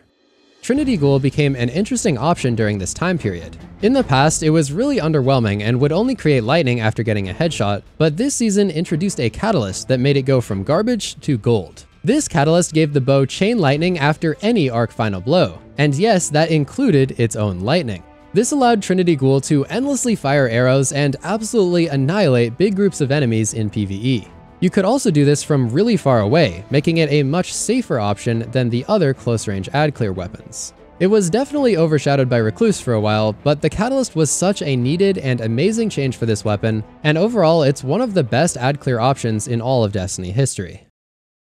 The Beyond Light expansion brought monumental change to the state of Destiny 2 weapons and changed the game forever. The biggest factor, by far, was the infamous content vault and weapon sunsetting. Bungie introduced a system where old content would periodically be removed from the game, and weapons would also periodically be sunset, meaning that they would be unable to reach the current max power level. This had such a big impact because not only were hundreds of weapons just instantly irrelevant, but also because content being removed made many weapons simply unobtainable. Some weapons were also brought back with inferior perks compared to what they had before, making the only good version of the weapon also unobtainable. Players were understandably quite upset with all of this, and basically every content creator made some sort of video saying sunsetting sucks. Recluse, Mountaintop, Revoker, Beloved, Mindbenders, and so many of the weapons we've covered so far were all gone. In fact, over 70% of all legendary weapons were completely wiped out. However, this wasn't completely unprecedented. Remember back in Destiny 1, the same thing happened when the Taken King expansion also had sunsetting. The difference though was Taken King introduced tons of new and exciting weapons to chase, but Beyond Light introduced far fewer. There simply weren't enough new weapons to replace what we had lost, and players felt like they were being robbed of all of their grinding from the past few years. It's also worth noting that Beyond Light introduced the first new element in Destiny history, Stasis. This was amazing, and it was really cool to see Destiny create a brand new element after all of this time, but it also had quite a dramatic effect on how players used their weapons. The new Stasis subclasses were so overpowered that weapon usage and relevance reached an all-time low. Everyone was frozen constantly, and this went on for quite a while. In fact, for the entire first year after Stasis was introduced, you could consistently one-shot groups of players by just throwing a glacier grenade and then shadow diving on it. This was extremely oppressive and far more effective than any weapon in the game, so players just found it more convenient to run around using various stasis things instead of using their weapons. With all of that in mind, there were still some pretty incredible and exciting weapons that were introduced in Beyond Light. The Cloudstrike exotic sniper dropped as an incredibly rare reward from the Empire Hunt activity, and it became a favorite for many players. Although it was a member of the relatively unpopular 140 archetype, it had a perk where precision final blows created massive lightning strikes that decimated nearby enemies. Wiping out a big group of enemies with a single shot was just unbelievably satisfying. Its popularity slowly climbed over time as more and more players got their hands on it. Perhaps its only weakness was that it didn't have the best stats, but that could be mostly fixed by using a handling exotic to boost its performance. After the new Deepstone Crypt raid was completed for the first time, a quest became available to unlock the exotic sword Lament that many players wanted to get their hands on.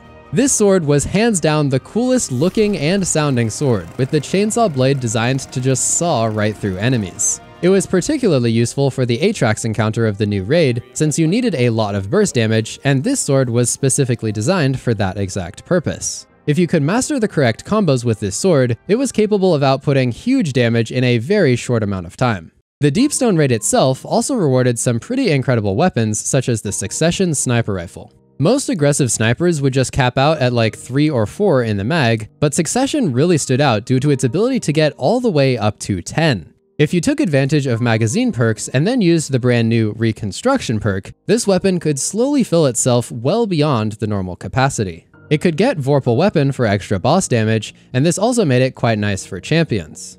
Although it was never a top option in Crucible, it was fairly popular with some solid perks like Snapshot. Heritage was another raid weapon, and it became extremely notable for a number of reasons. Similar to Succession, it could also get huge amounts of ammo in the mag thanks to the Reconstruction perk, but you could also pair it with another perk called Recombination for extra damage. This could be stacked up really high for essentially double damage with this slug shotgun. It didn't stop there though, because this shotgun was actually essential for one of the highest damage strategies in Destiny history. If you paired it with another slug shotgun like First In Last Out and Anarchy, you could utilize a strategy called Hot Swapping Double Slug to output unbelievable amounts of damage. Essentially, you would activate your sprint in order to cancel the swap animation of these weapons, allowing you to rapidly swap back and forth between both shotguns. Swapping back and forth functionally lets you fire both weapons at the same time at nearly their max rate of fire. If you also fired off a couple of anarchy shots before doing this, your total damage to bosses was unbelievable. This technique definitely required a bit of skill to pull off, but it was undoubtedly the meta for anyone who could manage it. Bungie didn't exactly approve of this strategy since swapping weapons like this was technically a bug in their eyes, so they removed the ability for players to do this and ended the hot swap meta. No Time to Explain was an awesome high-impact pulse rifle with several perks that made it very forgiving and capable of frequent 2-burst eliminations. High-impact pulses were now becoming a lot more viable in PvP, and No Time was by far the best of the bunch.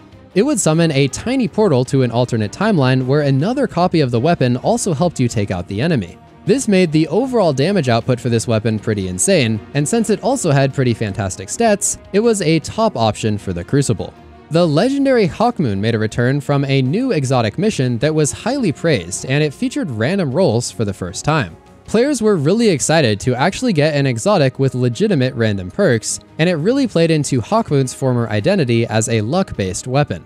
In Destiny 2 though, this weapon now had a new functionality where it would charge up from landing headshots and then release a high damage bullet when you reached the final round in the magazine. This was pretty funny for just one-shotting supers or high-health enemies in PvE. At one point, there was even a glitch where you could pull out your ghost and use a holster mod to have infinite Hawkmoon final rounds. Hawkmoon was certainly good during this time, but it never really became an absolute top option at any point in history. Bungie also decided that hand cannons firing at 110 RPM just sucked, so they converted all of them to 120 RPM and reworked some of their stats. This made them skyrocket to the top of the meta and take over in PvP. Featuring extremely long range, these weapons could 2-tap with literally any damage buff. It was extremely easy to get damage buffs during this era, so you could essentially just walk around 2-tapping the majority of the time in PvP. Weapons like Steady Hand, Sturm, Criminal's Dagger, and True Prophecy were all very popular. Unfortunately though, the last 2 hand cannons on that list were completely unobtainable, adding a lot of frustration to the community at a time where everyone was already mad about the content vaulting and sunsetting. In Season of the Chosen, a brand new exotic quest rewarded an incredible scout rifle called Dead Man's Tail. This weapon was similar in a lot of ways to the 120 hand cannons we just mentioned because it could deal a super high amount of damage at a super long range. If you simply landed your shots, this weapon would ramp up its damage and start deleting people in PvP. With its catalyst boosting its rate of fire and making it amazing for hip firing, this weapon had basically everything you could ask for. High rate of fire, 2-tap potential at any range, great stats, and a really enjoyable playstyle. Top players considered it to be the unchallenged best primary weapon in the entire game, and even the best PvP scout rifle in all of Destiny history. It became so powerful and popular that it did receive several nerfs, but this era was still very much defined by the dominance of the Dead Man's Tail. This era was also remembered for introducing some of the best loot in the entire history of Trials of Osiris. The Igneous Hammer was a hand cannon in the already meta 120 archetype, but this one was a little bit different. It was wildly better than every other option out there. It simply had massively higher stats than everything else, and it wasn't even close. Players would simply get a stack of Rampage and then walk around 2-tapping everyone from across the map. It became by far the best PvP hand cannon, and it was also pretty useful in PvE. It had great perks, stats that had never been seen before, and it just felt really great to use. The other notable Trials weapon that was introduced was the Messenger Pulse Rifle. Remember the Redrix's Claymore from a few years ago? Well, Messenger was basically the same thing, except it was better in every conceivable way. It unsurprisingly became the best legendary pulse rifle by a mile, and it became a favorite for many. Featuring the beloved Desperado perk, this weapon could fire extremely fast and melt players in less than half a second from medium to long range. You have to remember, at the time Desperado was far more powerful, so this weapon really stood out from the competition. There were just so many insane clips of ridiculous sprees and clutches that people got with this weapon. It had amazing stats and could also just 2-burst people at base, making it an incredible option even without the Desperado perk. The glorious Palindrome hand cannon from D1 also made a return this season, and it came back better than ever. Still featuring the iconic palindrome description that reads the same forward and backward, this weapon became one of the most desirable hand cannons. It was rewarded as a Nightfall drop, and it had some of the best stats ever seen on this type of hand cannon. It also had the Rangefinder perk, which was by far the best hand cannon perk in the game at this time. For PvE, it could also roll with Subsistence and Rampage for some nice ad clear. Although it was overshadowed by the meta 120 hand cannons at the time, the palindrome started to shine after the 120s got nerfed. Even then, it still had a lot of competition. Another returning legend that players commonly compared palindrome to was the Fatebringer. With the Vault of Glass returning as the first ever reprised raid in Destiny, it brought many weapons back, including the coveted Fatebringer hand cannon. It came with random rolls and the ability to get the original Firefly. You could also get some really competitive perks, including Explosive Payload and Frenzy, that made it an amazing choice for both PvE and Crucible. Overall, it was an interesting situation with the Fatebringer and Palindrome comparison, but each had their own advantages and use cases that set them apart. Season of the Splicer also marked the beginning of a new era for Destiny weapons. Starting in Beyond Light, Bungie began slowly sunsetting weapons and therefore making them unable to reach max power level. Beginning in this season though, that system was removed. From now on, weapons would remain at the max power forever. Most players rejoiced, but some had the foresight to predict just how many complications this would create in the coming years. Bungie continued their streak of making absolutely incredible Trials weapons when they dropped Shayura's Wrath, perhaps the best SMG in the game. It had great stats, great perks, and even access to the relatively new Adept mods. Players quickly realized you could max out the range on this weapon and reach an effective distance of like 30 meters, a distance that normally doesn't happen for SMGs. 30 meters is pretty firmly in auto rifle range, and looking at some of these clips, it's just wild how far this weapon could reach. Although Shayura's was pretty clearly the longest range SMG, other competitors like Multimach were also really popular in the PvP landscape. It had a shorter range and required a bit more skill to use, but it would reward you with even faster eliminations. Season of the Lost brought some really impactful changes to the weapon landscape. There was an artifact mod called Particle Deconstruction that made all fusions and linear fusions quite good. In terms of individual weapons, the most notable change was to Vex Mythoclast, which had recently returned with the Vault of Glass raid. It was actually shipped extremely weak, and Bungie decided they needed to fix that. In one monumental update, they increased its range and stability, made it fire faster, increased its damage by 40% in PvE, made it charge faster in linear fusion mode, and reworked the catalyst to give it even more damage and stability. Quite literally overnight, this weapon went from relatively bad to absolutely dominant. Even though it was still relatively rare because it had a low drop rate from a raid, it instantly shot to the top of the meta and became the most used weapon in basically every activity. In a nutshell, this weapon melted people and did a ton of damage in auto rifle form, but then it could also swap to linear fusion mode. This linear fusion mode had tons of aim assist and deleted players and combatants alike. It had incredible utility value since it used primary ammo, but then could still become a linear fusion at the same time. It was kind of like a primary ammo Arbalist, and speaking of Arbalist, it also became very powerful during this era. It received a buff during the mid-season patch that made this linear fusion become a top contender for endgame content. It now had intrinsic anti-barrier rounds and a catalyst, and in combination with linears just being really strong at the time, Arbalist became very popular. The only other weapons with intrinsic anti-barrier were Lament and Ariana's Vow, so it really stood out as one of the top anti-champion weapons in the game. It was arguably the anti-champion weapon since Lament needed heavy ammo and Ariana's was kind of clunky and slow. In addition, Arbalist also intrinsically dealt massive damage to shields of all elements, so it essentially became the Swiss Army knife of endgame content where shielded enemies and champions were most common. The catalyst would also come into play in these scenarios since breaking a shield would cause it to reload the weapon. When it came to the Crucible, Arbalist was an absolute menace that was nearly impossible to counter. Since it had very generous aim assist and could barely be flinched by enemy fire, a good Arbalist user was essentially unstoppable. Another linear fusion that became unstoppable was the brand new Lorentz Driver. This weapon created massive implosions that sucked in all nearby enemies and then detonated a void blast. This was cool for clearing ads in PvE, but it was incredibly insane for PvP and could suck in players from like halfway across the map. But the strengths of this weapon certainly didn't end there. It had the same PvP advantages of Arbalest, but it also had a perk that lets you literally one-shot players to the body. If you collected 3 of these telemetries off the ground and then stuck them on the end of your weapon, the damage boost was just ridiculous and lasted for 30 whole seconds. Now granted, it was fairly difficult to activate, but if you managed to do it, you'd instantly become by far the most powerful player in the lobby.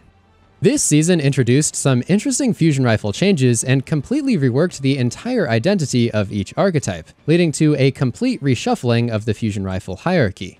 After the dust had settled, rapid-fire fusions emerged as a popular option for damage in PvE. Since they now charged faster and fired more bolts than before, they became pretty optimal for melting bosses, especially with the seasonal particle deconstruction mod for tons of bonus damage. Cartesian Coordinate in particular stood out as perhaps the best rapid fire, since it had perks like Feeding Frenzy for fast reload, Lead from Gold for extra ammo, and Vorpal Weapon for that boost to boss and champion damage. The Chaperone exotic slug shotgun also saw a pretty big spike in usage during this time. In the past, it wasn't very popular because it barely had more range than the standard pellet shotguns. Following a nerf to pellet shotguns though, Chaperone now stood out as an exceptionally high-range shotgun that was ready to take over the Crucible. Featuring wildly high range and aim assist, this weapon was by far the best slug shotgun, and it could one-shot players from unbelievable ranges.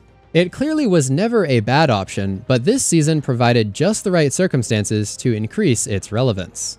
This season of Destiny was a very long one, but it didn't really feel like it, since Bungie dropped the legendary 30th anniversary update partway through. This not only brought some of the best activities that we had seen in a while, but it also brought some incredibly desirable weapons that changed how players approached the game. Moreover, the weapons actually felt like they were the focus of the game for once. There have been very few times in Destiny history where weapons felt truly more important than abilities, and this was one of those times. Bungie implemented sweeping changes to the entire ability cooldown system, making them each have unique cooldowns in order to balance them properly. Many of the strongest abilities like Shadow Dive finally got nerfed into irrelevance, and this really gave weapons a chance to shine like never before. The swords called Half-Truths and the Other Half had a massive impact on how people played and moved within the game. These weapons introduced a brand new perk called Eager Edge. This perk would make you lunge extremely far and extremely fast when swinging your sword, and although it was great for closing the gap and hitting enemies, players quickly found that this perk was great for just moving around the map in general. Instead of just running, people started pulling these swords out every few seconds to get a big boost in speed.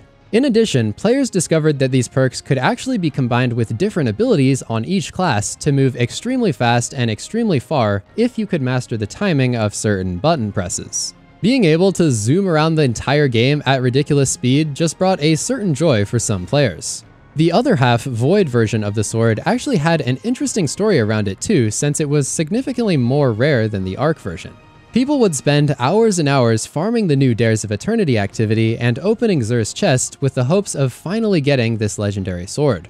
The rarity of the sword even became somewhat of a meme in the Destiny community. Forbes author Paul Tassi posted this legendary photo when he finally got lucky enough to obtain his sword. The 30th anniversary event also brought back Destiny's most iconic weapon of all time, the Gjallarhorn. People had long speculated if this weapon would finally make it into Destiny 2, and it came back in a spectacular way with a bit of a twist. Bungie clearly wanted to bring back the weapon and have it be powerful, but not as game-breaking and overpowered as it was originally in D1. They came up with a great solution by bringing back the mini Wolfpack round rockets, but also a new perk called Pack Hunter that buffed nearby allies who are using regular rocket launchers.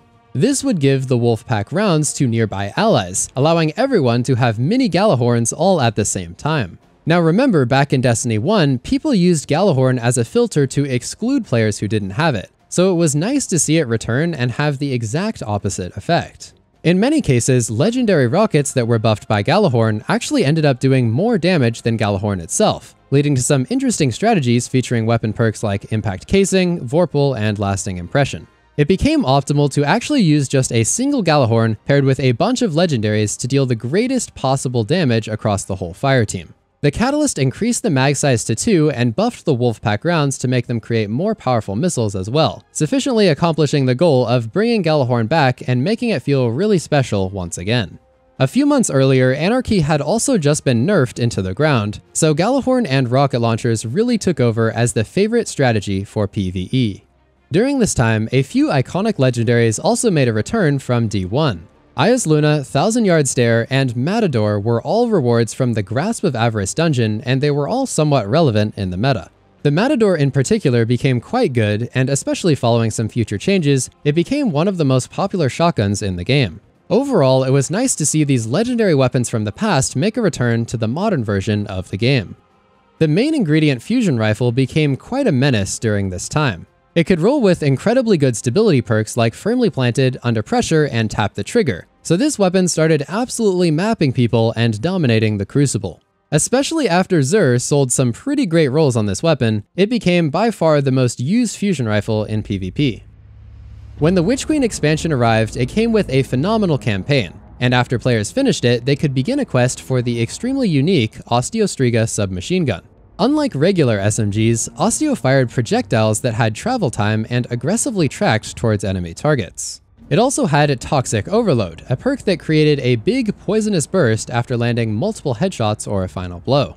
This was of course phenomenal for taking out big groups of enemies in PvE since the poison dealt such a large amount of damage and would also affect nearby enemies. When paired with the Necrotic Grip exotic gauntlets, it gained the ability for the poison to chain itself, meaning that you could theoretically just eliminate one enemy and then trigger a never-ending chain of explosions. This weapon was also just so phenomenal in PvE since it could essentially have infinite ammo.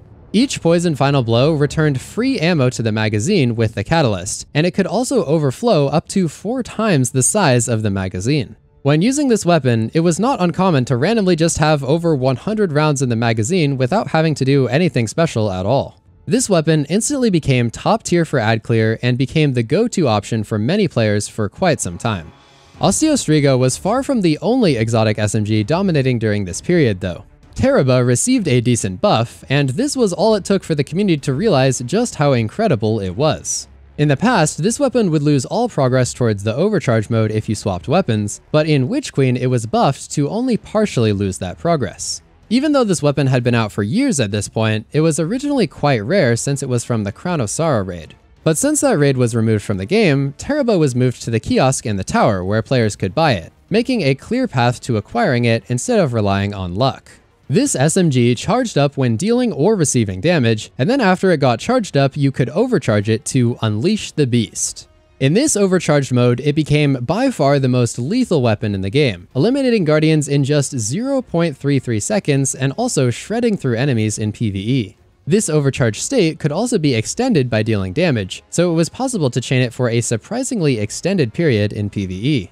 Overall, the buff definitely helped this weapon enter the spotlight, but the truth is the community just wasn't recognizing the true power of this weapon.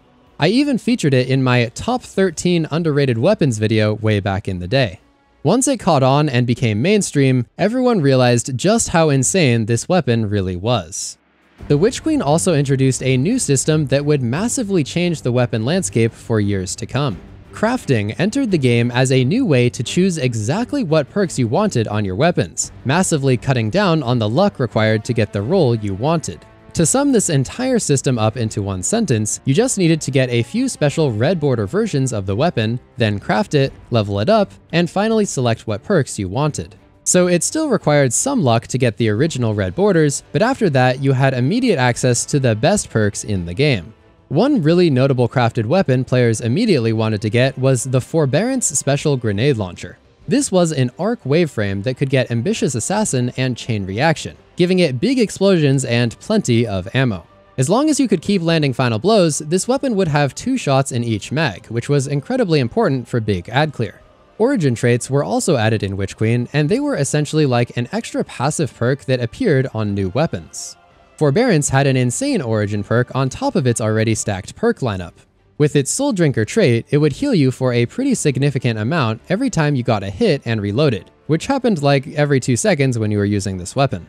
This was especially useful in endgame content, and overall the Forbearance was just an incredible grenade launcher that was far better than the competition.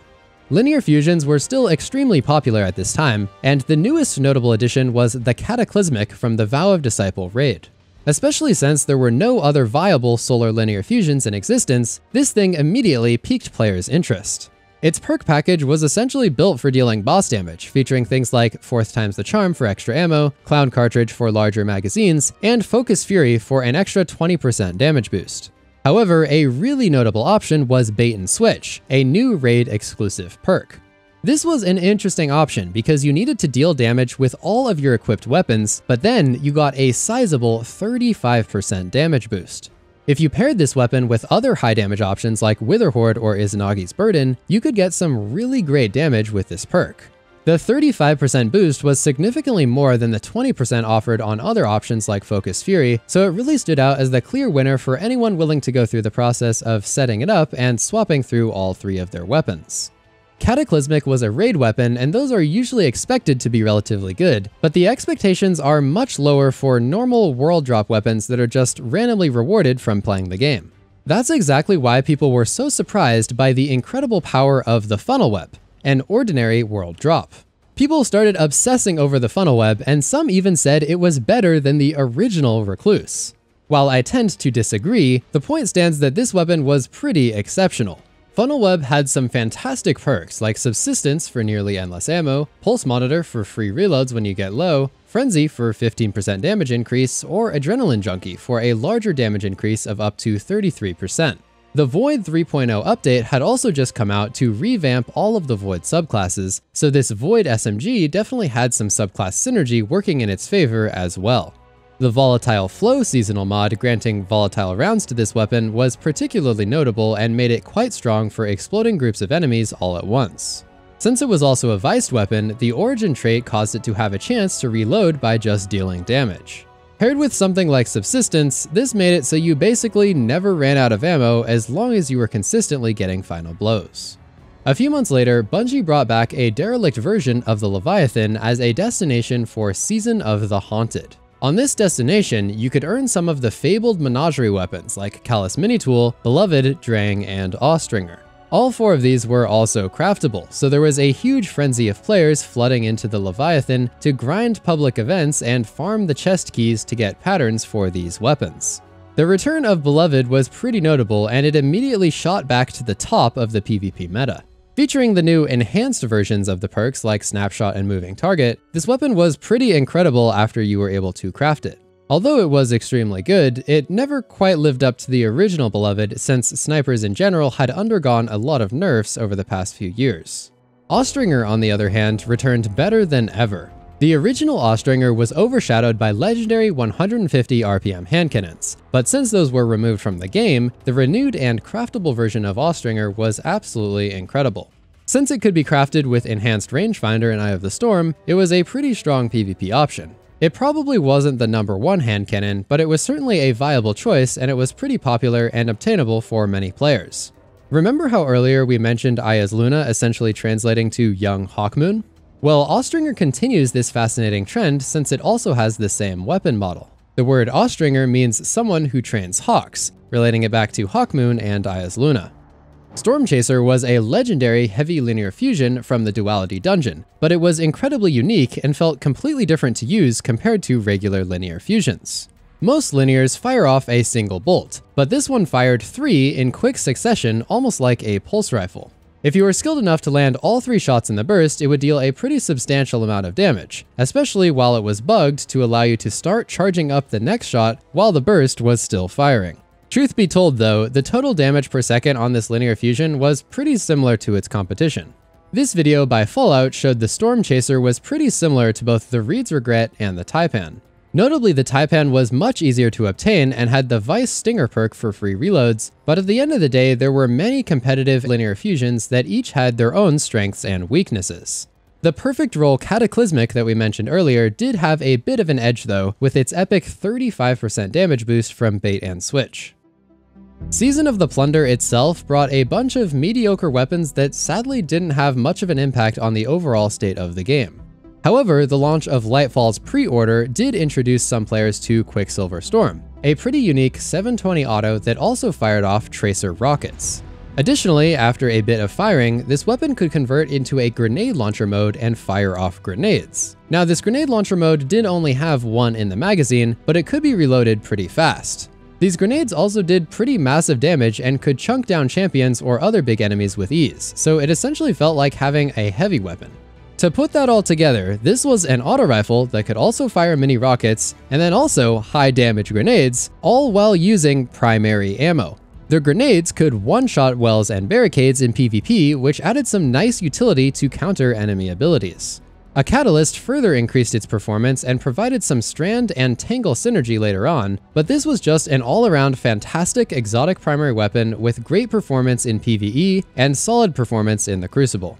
This season also brought a buff to the Wishender bow that was originally created way back in the Forsaken expansion. It was a solid option over the years, but never quite became mainstream until this point. The buff gave intrinsic anti-barrier rounds to its main perk, adding a lot of value to this weapon for endgame content. Other anti-barrier options like Arbalest that we previously discussed, of course used special ammo, so it was pretty notable that the Wishender used primary ammo and was constantly available to take out any pesky barrier champion you encountered. As a kinetic exotic primary, this weapon also dealt a pretty significant amount of damage at base. It could take care of beefy enemies with no problem, and even serve as an emergency boss damage option if you completely ran out of ammo with your other weapons. The ability to see through walls was also consistently powerful in PvP over the years, and started to see an increase in usage around this time. Another pretty notable update that happened during this time was the Divinity nerf and the large amount of drama surrounding it.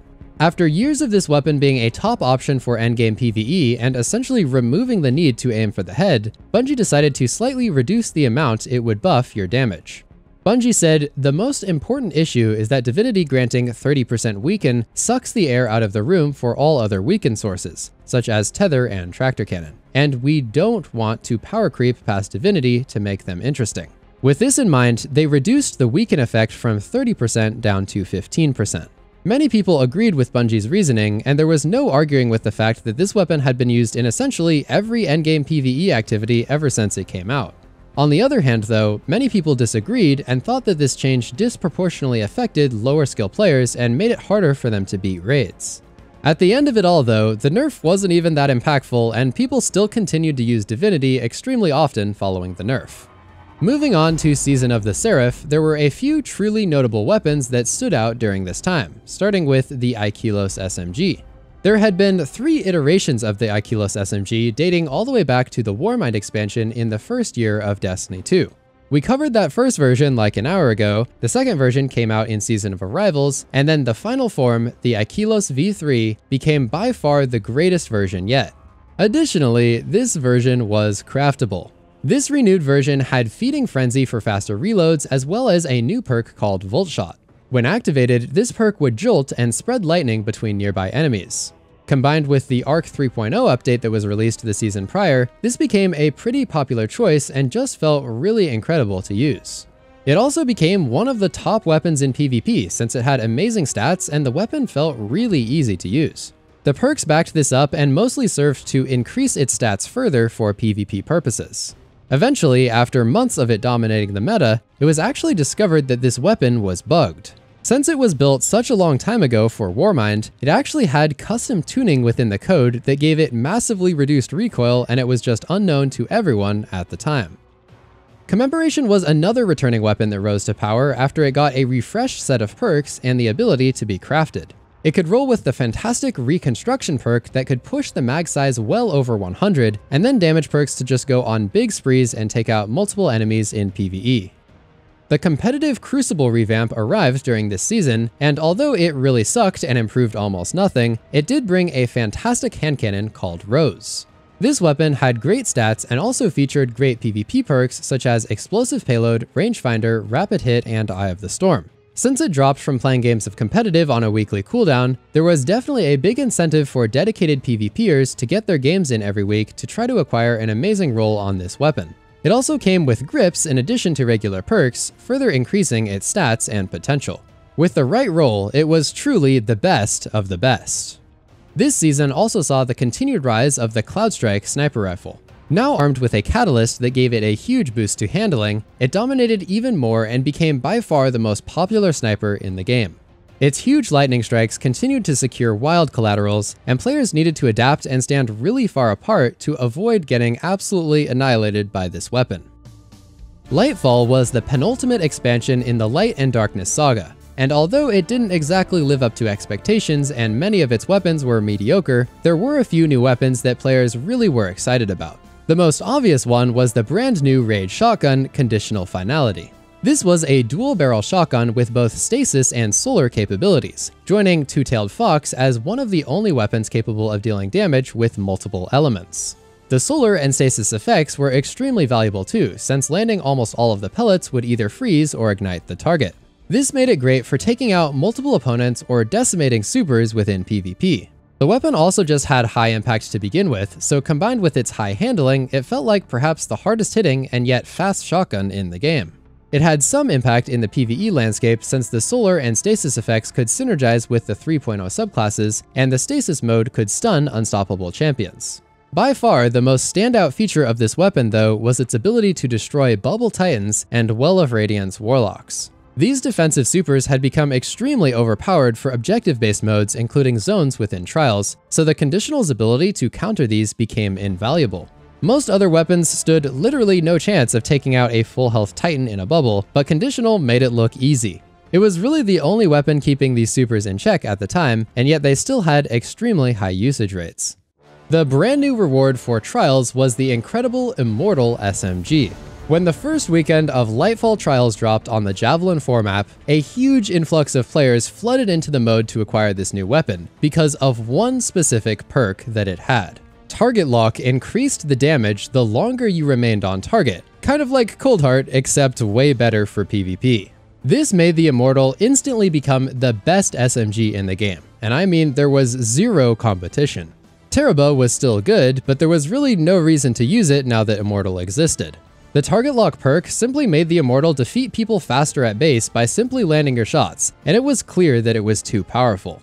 Bungie agreed, slapping the target lock perk with a nerf a while later. The perk remained pretty insane though, and combined with the powerful stats of the Immortal, it continued to dominate the Crucible.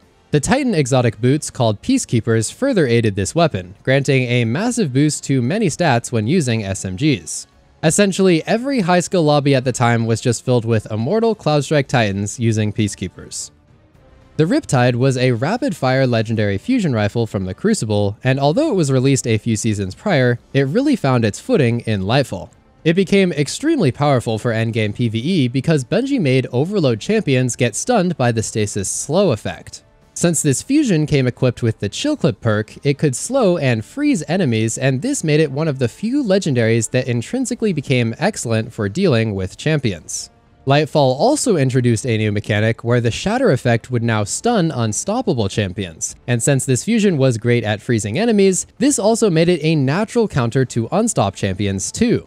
If you also gave yourself the Radiant buff on the Solar subclass, this gave you anti-barrier capabilities as well, so this weapon literally became a counter to every single type of champion in the game. It was just so incredibly versatile and strong in ways that we hadn't experienced before. Blowout and the Hothead were two top rocket launchers that were in high demand at the start of Lightfall. They were excellent choices for Nezarec, the final boss of the Lightfall raid. These weapons came with the perk Demolitionist, and this made them particularly notable for Warlocks since their go-to build at the time involved spamming quite a lot of grenades. The Starfire Protocol exotic massively buffed their grenades, making them deal tons of damage and have almost no cooldown. Since the Demolitionist perk reloaded your rockets whenever you threw a grenade, it was a perfect fit with this Warlock build. You could essentially just throw tons of grenades and rockets at the boss and almost never need to manually reload. A couple months into the expansion, players discovered a hilarious game-breaking glitch that made the Fourth Horseman suddenly the most relevant weapon in the game. If you went into your menu in the middle of a fight and swapped from a slug shotgun to Fourth Horseman, it would magically deal triple the regular damage and therefore absolutely delete entire raid bosses. Bungie decided to fix this in a very controversial way.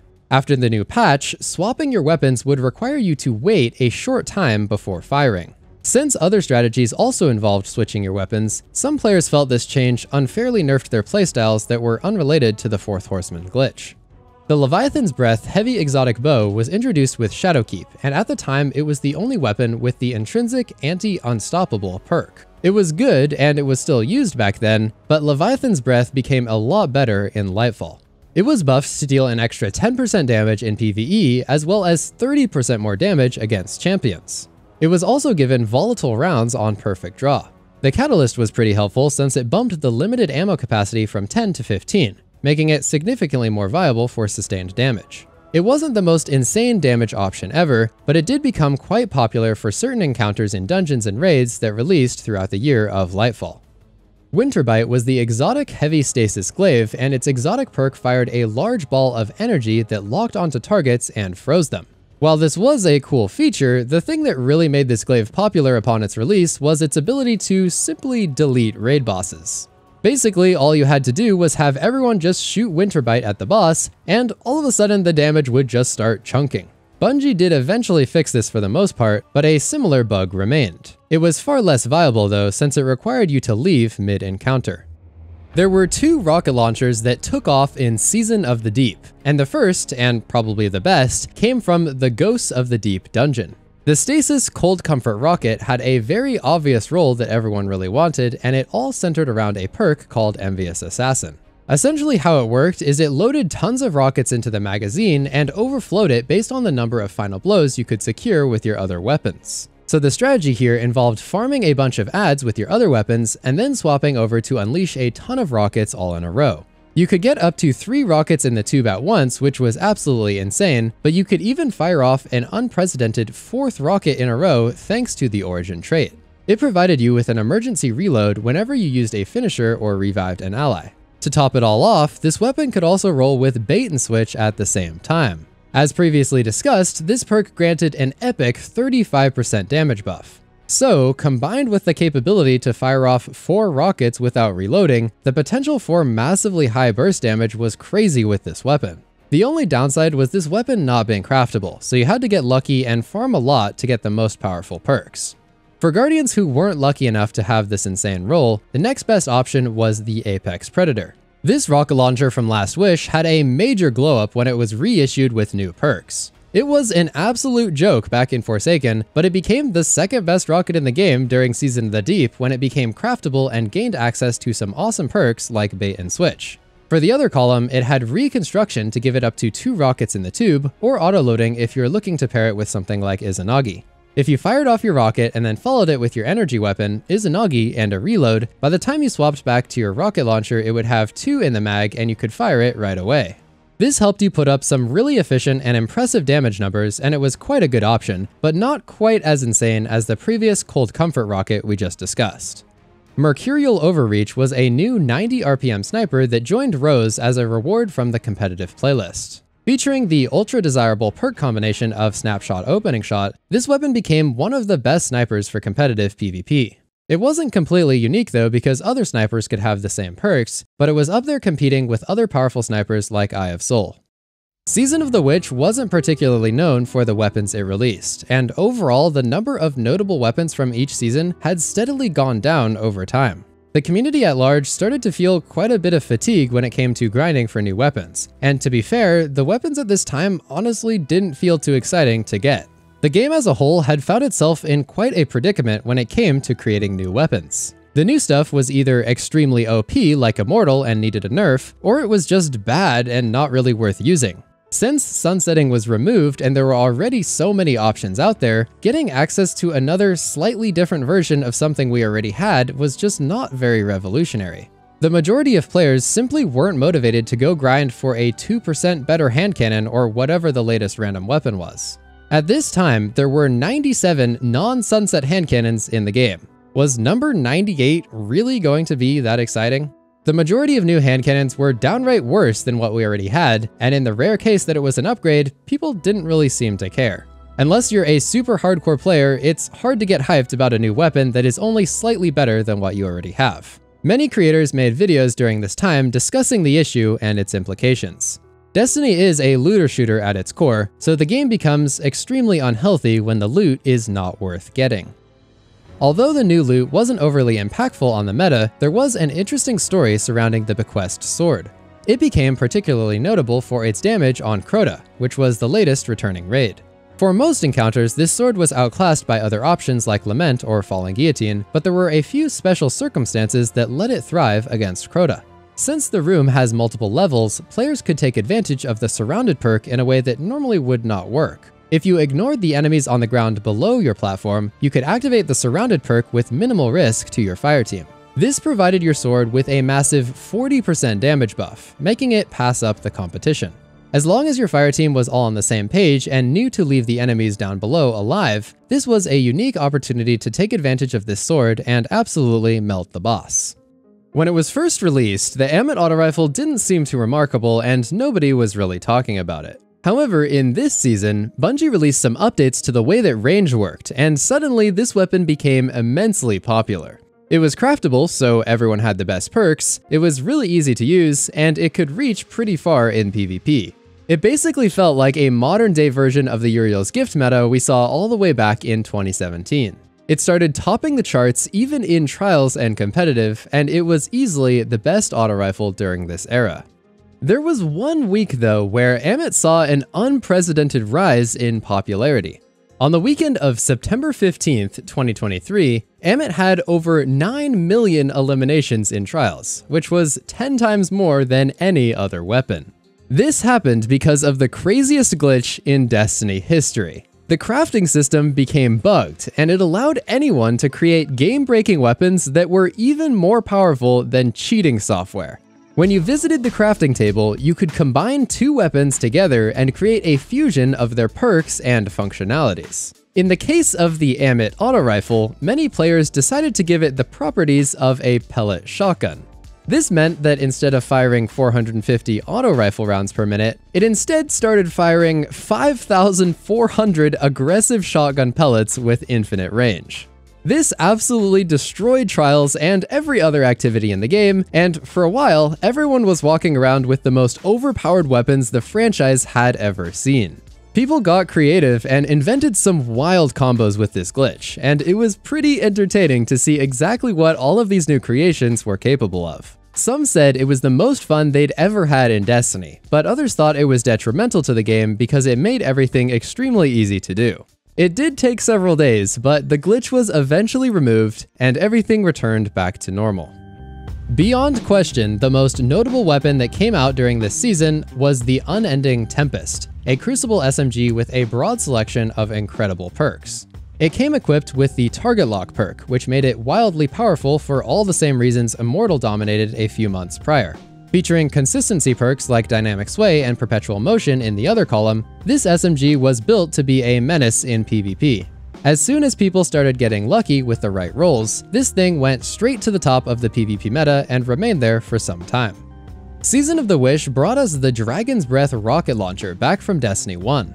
It was quite misunderstood at first, and people started using it like a normal rocket launcher, but this rocket actually came with a perk that made it great for swapping, kind of like Anarchy. Its perk caused the rocket to reload periodically based on ignitions, so you could get a ton of damage by swapping back and forth between this weapon and whatever else you had equipped. This weapon had quite a lot of fire and explosions, and it became a really popular option during this season. Another solar exotic that stood out during this era was Sunshot. Sunshot was the only 150 RPM hand cannon still available after Bungie converted all of the others to 140 RPM in Beyond Light. This hand cannon had the Sunburn perk to make it fire explosive rounds and highlight targets, and then also the Sun Blast perk to make enemies explode with more solar energy. This was always a pretty cool interaction that let you chain explosions, but this weapon gained peak relevance in Season of the Wish due to several updates in the sandbox. First off, it gained more effective range due to some updates in the zoom and fall-off systems, making it more relevant in the PvP sandbox. More notably though, all hand cannons were buffed in PvE to deal 20% more damage to minor enemies and 75% more damage against major enemies. In combination with a reload speed buff, this really pushed this hand cannon to new levels in PvE. Since it has some amazing synergy with various solar mods and builds, players began crafting various methods for getting huge amounts of explosions and damage out of this weapon. Thorn also saw a return to relevance during this time since it was finally outfitted with a catalyst. This catalyst essentially improved the stats that were really holding it back, giving it a boost to range, stability, and airborne effectiveness. This made the weapon see an extremely large surge in usage, and it returned to its former glory of ruling the Crucible. We've now spent over 2 hours progressing through the ever-evolving world of Destiny's weapons, but the most remarkable thing is that we've barely scratched the surface. We've covered all of these amazing weapons that are widely considered to be the most influential over the past 10 years, but these still only represent a small percentage of the hundreds of weapons that we've seen throughout Destiny history. There's a chance we didn't even mention some of your favorite weapons, but at this pace it would have taken an extra 23.8 hours to cover all of the remaining weapons in the game. That's really the beauty of the Destiny weapons ecosystem though. Every weapon brings something different to the table, and everyone gets to choose what really fits their style. Remember, it's not just about the weapons. It's about the guardians who wield them and the stories they create along their journey of becoming legend.